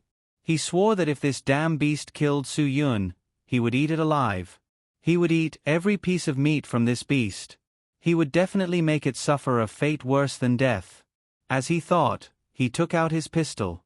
Just as Lin Ji's mind was completely blank and he was about to be swallowed by anger, Su Yun's shout came from the snow in the distance. Su Yun had just escaped the attack of the bear's paw. At the same time, he saw Lin Guo running towards him. Don't shoot. Don't attract its attention. Find Gu Chia and think of a way to take her away. The farther away from here, the better. Just as Lin Guo wanted to shout no, Su Yun angrily rebuked, "Don't make any sound. This is my order." Lin Guo was completely stunned. He really wanted to say that he didn't care about orders at this time. He couldn't let Su Yun face such a monster alone. If this was a normal giant polar bear, it wouldn't matter. Su Yun could definitely handle it. But who knew if this thing was still a polar bear? This was a mutant. An alien. It wasn't a normal creature at all. But in the end, Lin Guo still chose to remain silent. He knew what Su Yun wanted. Su Yun wanted Gu Chia's safety. If Gu Qia's safety couldn't be guaranteed, he definitely wouldn't allow it. Lin Gu gritted his teeth and stuffed the pistol back. Then, he ran in the direction where Gu Qia had been flung away. What Su Yun said to Lin Gu just now seemed to be a kind of provocation to the polar bear. He didn't know that Su Yun was talking to someone else. In the eyes of this giant bear, Su Yun was roaring at it. This meant that it was a provocation. Roar. The huge roar was deafening, especially Su Yun, who was under the giant bear's foot. His eardrums almost burst. Su Yun had no choice but to open his mouth to reduce the pressure on his eardrums and eyeballs from the giant bear's roar. The giant bear's paw once again attacked Su Yun. With a leap, Su Yun shot out, and the place where he was standing became a huge ice cave. The cold lake water splashed up a few meters high. This giant bear's roar was much more penetrating than the normal polar bear's roar. Lin Gu shook his head to keep himself awake. He kept telling himself that Su Yun could handle it. Su Yun could definitely handle that monster. And his mission was to find Gu Qia and take her away. He definitely couldn't let Gu Qia be in any danger. Absolutely not. Su Yun's escape direction was obviously to lead the giant bear back, but the giant bear didn't have high IQ to notice all this. At this moment, the giant bear only had one target in its eyes, and that was Su Yun. This person who jumped around in front of it without paying attention to the rules at all. Beans might be a delicacy that the giant bear had never eaten before. At least, Su Yun's size was much bigger than the fish and seals it usually ate. And Su Yun, who didn't have horns, was definitely better for the giant bear than eating cows or deer. At least it didn't have to worry about its mouth being damaged by the horns, right? The increasingly crazy giant bear's eyes were bloodshot, and it attacked Su Yun even more crazily. Su Yun didn't dare to be careless for a second and quickly ran away. He was very clear about his situation. Lin Gu was almost frantically looking for Gu Qia. He didn't dare to shout for fear of attracting the giant bear's attention. And even if he shouted now, Gu Qia probably wouldn't be able to hear him. Just the fall just now, even if it was in the snow, would probably cause a slight concussion. The speed of the car was too fast, and it was a little too high. However, according to the calculation of the arc, Lin Gu still accurately determined the location. He found Gu Qia, who had fallen unconscious, in the deep pit in the snow. Lin Gu patted Gu Qia, but Gu Qia didn't respond. Lin Gu checked her breathing. Fortunately, she was still breathing, so he was worried. Lin Gu directly carried her and prepared to take her away. Su Yun, who saw the two figures from the corner of his eye, finally felt relieved. When Gu Qia received Lin Ji's help, Su Yun finally calmed down and had the energy to think about how to deal with the giant bear.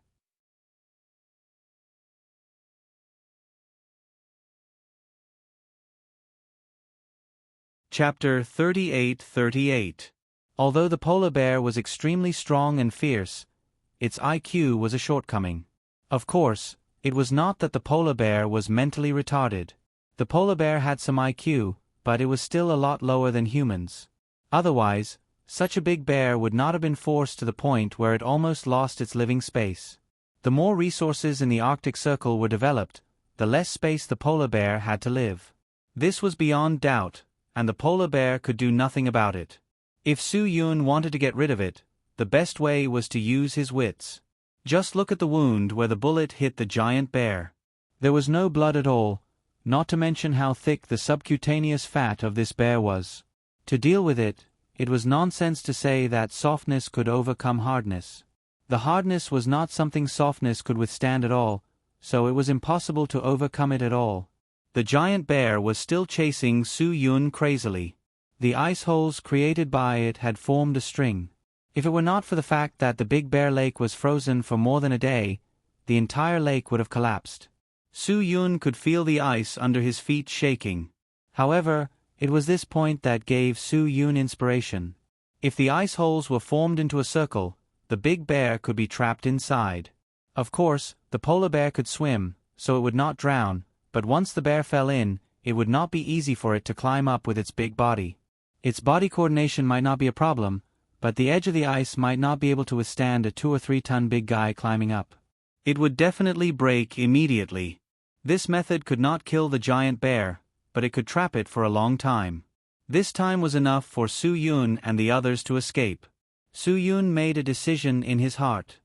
He did not delay and immediately began to follow the plan. Now that they were quite a distance away from Lin Gur and Gu Chia, Su Yun began to move freely and infuriate the giant bear. It had to be said that this big stupid bear was too easily angered. A few taunts were enough to drive it crazy. Under Su Yun's flexible movements, the giant bear smashed a big hole in the ice under its feet, and these holes slowly formed a string. Looking down from a high altitude, it was like a huge string of Buddhist beads on the ice. However, the giant bear's last paw hit down. Because of the huge inertia of its body, it followed Su Yun out of the encirclement. It did not leave itself in the center of the lake at all. F***ck. If this was the case, Su Yun's plan would be in vain. Su Yun gritted his teeth and jumped directly. He shot the giant bear a few more times in the air and landed in the center of the ice hole. At this time, the surrounding cracks had already begun to connect with each other. The ice in the middle began to separate from the lake's ice. Su Yun could already feel the shaking under his feet. This made him break out in a cold sweat. The giant bear was hit by a bullet again and roared in pain. It was unknown if the bullet hit a vital point this time, but the roar sounded like it was going to end its lineage. Su Yun stared. Oh my God, the giant bear's crotch was dyed red. F***ck. The giant bear went crazy in an instant. Su Yun really did not mean to end its lineage. However, for such a big polar bear, even if it did not have any lineage, could there be a female bear that could withstand its torment? Therefore, for it, reproduction was not a problem at all. The crazy giant bear suddenly pounced, wanting to crush Su Yun into meat paste. When the giant bear pounced to the highest point, Su Yun beautifully turned around and jumped out of the ice hole's encirclement. The ice surface that they could still stand on was already very unstable. After Su Yun escaped, he ran wildly without looking back. Who knew what kind of huge splash this giant bear would make when it fell into the water?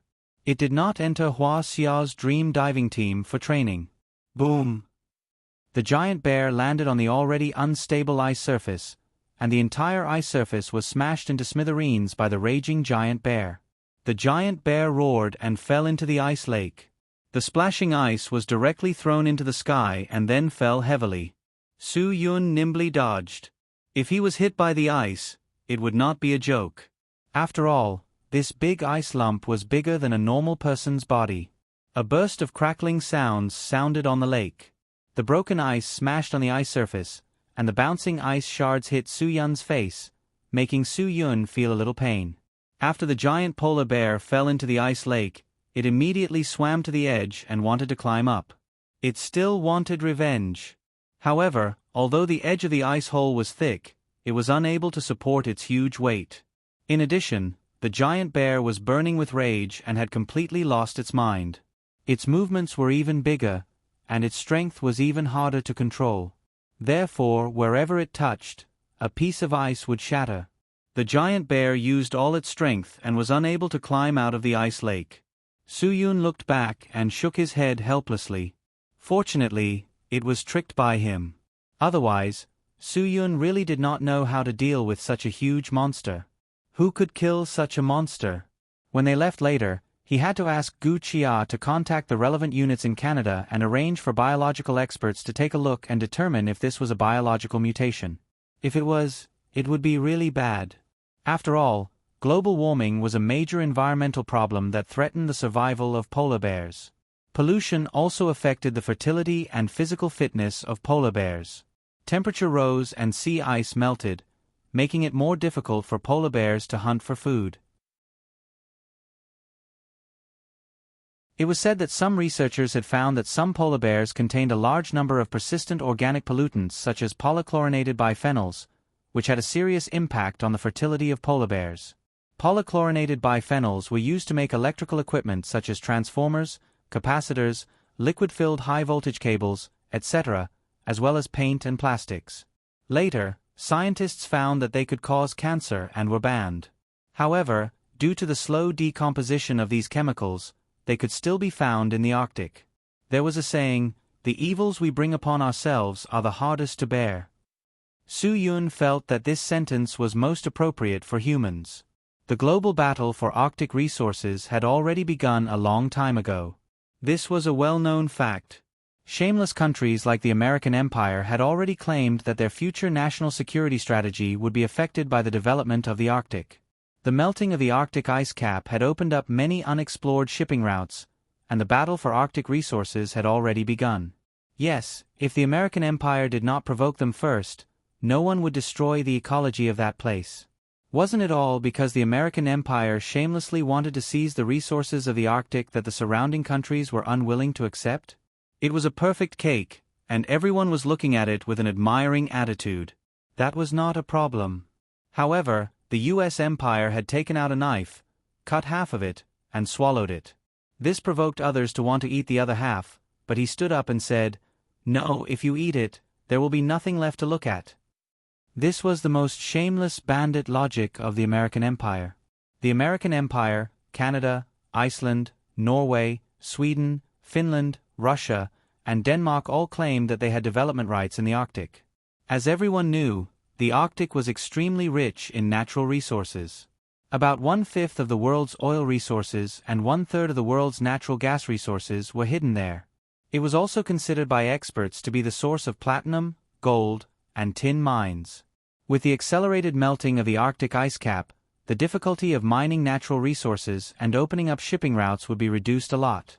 While the American Empire complained about the dangers of global warming every day, they also took advantage of some of the benefits brought by global warming. Su Yun really hoped that there would be more of these mutated behemoths and that they would be smarter. That way, the polar bears would be able to protect their own home. Otherwise, their home would be completely occupied by humans sooner or later. And the environment that humans relied on for survival would be used up sooner or later. People should really look at the percentage of battery left on their mobile phones and think about how fast the battery consumption would be if they used their phones without restraint. The same was true for Earth's resources. If they were used without restraint, it would eventually be the same as when your phone ran out of battery. There was no power bank on Earth. Even if there was a power bank on Mars, the average person would not be able to afford a ticket to live on a power bank.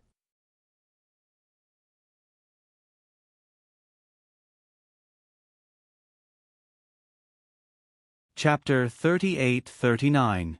Su Yun ran to Lin Ji's side as fast as he could. At this time, Lin Ge had already woken Gu Qia up. She didn't fall seriously. She didn't hit her head, but her ankle was sprained. She fainted because of excessive shock. Lin Gu pinched her philtrum with all his might and she would be fine. Seeing Su Yun come over, the two of them were relieved. The giant bear in the distance was still climbing up crazily, but there was no way to get out. "We can't stay here any longer. We have to leave as soon as possible." Su Yun was afraid that the bear would make the ice hole on the lake bigger. "I think so too.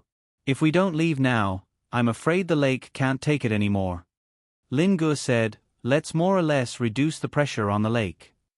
However, out of the two snowmobiles, there was only one left. Su Yun's snowmobile had already been sent flying by the bear. Even if they found it, it would definitely not be usable. "You drive and take her away first." "I'll bring up the rear," Lin Ge said. "I'll bring up the rear. I already know the giant bear." Su Yun motioned for them to go first.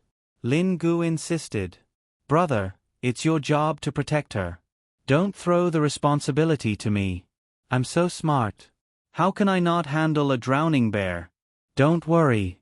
Let's go quickly." Su Yun saw Lin Ji's insistence and didn't say anything more. It was important to take Gu Qia to a safe place first. "Go straight north. Don't go in the wrong direction." Su Yun told Lin Ge and quickly left. North was the easiest direction to find. Even if Lin Ge got lost, he could immediately determine the direction by looking at the Big Dipper at night. It had to be said that the air quality in the Arctic was really good. The stars in the sky at night were bright, and there was no haze at all. It was definitely possible to live another 10 or 8 years with a deep breath. However, Su Yun drove Gu Chia for less than a kilometer before the car lost its power. Su Yun got out of the car and checked. The fuel tank of Lin Ji's car had a small crack. Although the crack was small, all the fuel had flowed out of it. It was probably damaged by something during the jolt just now. Now, both cars were wrecked. It was all over. It didn't take long for Lin Gu to catch up. Seeing the two of them stop at the same spot, with the Snow Wolf and snowmobile still at the side, he immediately guessed what had happened. "We're too unlucky, brother. This car isn't cheap, and the quality is so bad?" Lin Gu walked up, speechless. Fortunately, that big stupid bear can't climb out no matter how hard it tries. It has already given up struggling. Otherwise, it would be really difficult for us to outrun it in this world of ice and snow. When Su Yun heard that the giant bear wouldn't chase after them, he felt relieved. "It seems that we're destined to be unlucky today," Lin Gu said with lingering fear. "Brother, do you think that thing can still be considered a polar bear? It's almost the size of an ancient dinosaur. Isn't this all because of the endless greed of humans?" If it weren't for the negative impact on the ecological environment of the Arctic, this kind of mutated monster wouldn't have appeared. Gu Chia shook her head helplessly. "Speaking of this, the Inuits are really unlucky. Their ancestors were forced to live near the Arctic Circle by other races. Now, other humans think that this is a good place and have started to come here to fight for territory." Su Yun also sighed. "As a human, I feel ashamed." Lin Gu also nodded and said, "I've also seen a lot of news reports saying that many countries around the Arctic are now actively involved in the exploitation of Arctic resources, causing the competition for resources in the Arctic region to be fierce. Now, whether it's in terms of climate, politics, or the environment, the Arctic issue is rapidly heating up as countries are investing in the development of the Arctic," Su Yun said. Gu Chia frowned. "I saw in the newspaper a while ago that a Canadian explorer found the wreckage of the English warship Terror in the Arctic." Su Yun and Lin Gu both looked at Gu Chia. "The wreckage of a warship? The Terror?" Gu Chia nodded. "Yes, one of the two ships used by the British explorer Franklin to try to navigate the Northwest Passage between the Pacific and Atlantic Oceans. These two ships have a huge symbolic meaning because Canada believes that Canada claims ownership of the passage, while the American Empire and other countries claim that it is international waters." "I'm confused. The natives haven't even said anything yet. How can these people be so shameless as to say something like that?" Lin Gu spat on the ground. "Humans were willing to do anything for their own benefit. Why is human nature selfish?" It can be seen from the competition for resources between countries. Although the world seems to be peaceful now and seems to be developing well, there are many things that people living in peace can't see. Once any place is rich in resources, all countries with power will pounce on it like mad dogs and bite it. Is there a need to say more about all this? No one has found that giant bear just now. I think that once it is found, there may be big news in the world, Gu Chia said. Su Yun nodded. But the relevant parties may also hide the news to control the fear of humans. Some people who have this kind of power can do it, Gu Chia said. They can trample on other people's right to know. That's why so many people like to pursue power, Su Yun said lightly. Gu Chia gnashed her teeth in hatred. If I had the power, I would definitely shoot all of them. Power can change a person into another person, so you'd better not think about having power. Having power is not a good thing. It may also make people lose a lot of the happiness they should have. Su Yun smiled. Don't think so much. We humans will suffer the consequences of our own actions sooner or later. Only a very small number of people destroyed the ecological environment of Earth, and only a very small number of people made money by exploiting Earth's resources. But in the end, the people who will be punished by Earth are all humans. Those bastards who make money by relying on these things are the vampires of all humans. It's a pity that many people don't understand now. If they did, they would have killed those bastards long ago. After all, if it weren't for these guys, Earth wouldn't have been destroyed so early, and their descendants wouldn't have died so miserably. Brother, let's not think about human affairs first. Let's think about ourselves first. Where are we now? Lin Gu said. We're almost there, right? Su Yun shook his head. I don't know where we are for a long time. Let's look at the phone's location. Gu Chia took out her phone, and the three of them looked at it directly. They were depressed when they saw it. The target was still 3 miles away from them. That was close to 5 kilometers away. They still had 1/3 of the way to go. If it was a normal road, even if it was a mountain road, 5 kilometers wouldn't matter. When Su Yun and the others were carrying weights, they would start at least 15 kilometers. 5 kilometers was nothing. They wouldn't be out of breath after running while carrying Gu Chia. But in this world of ice and snow, it was a little disgusting. If they walked fast, the ground would be slippery, and if they sweated and got hit by the cold wind, it would be uncomfortable. Anyway, the giant bear was no longer a threat, so they weren't in a hurry. They could take it one step at a time. After determining the direction, the three of them went straight to the island. Lin Gu didn't stop talking along the way. He was really worried. Brother, if we go to that place and can't find anyone, how can we go back? It's going to be dark soon. Lin Gu shook his head. It's 10 miles to walk back. In this case, it's going to take 2 hours. If there's really no one, we can only admit defeat. Su Yun was open-minded. We can't not go back. Where can we live if we don't go back? At least there's an air conditioner in the car.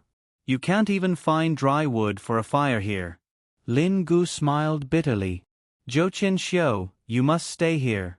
Don't make fun of us. I've really had enough of this damn place. Don't worry. We've all had enough. If we can leave a minute earlier, no one wants to stay longer.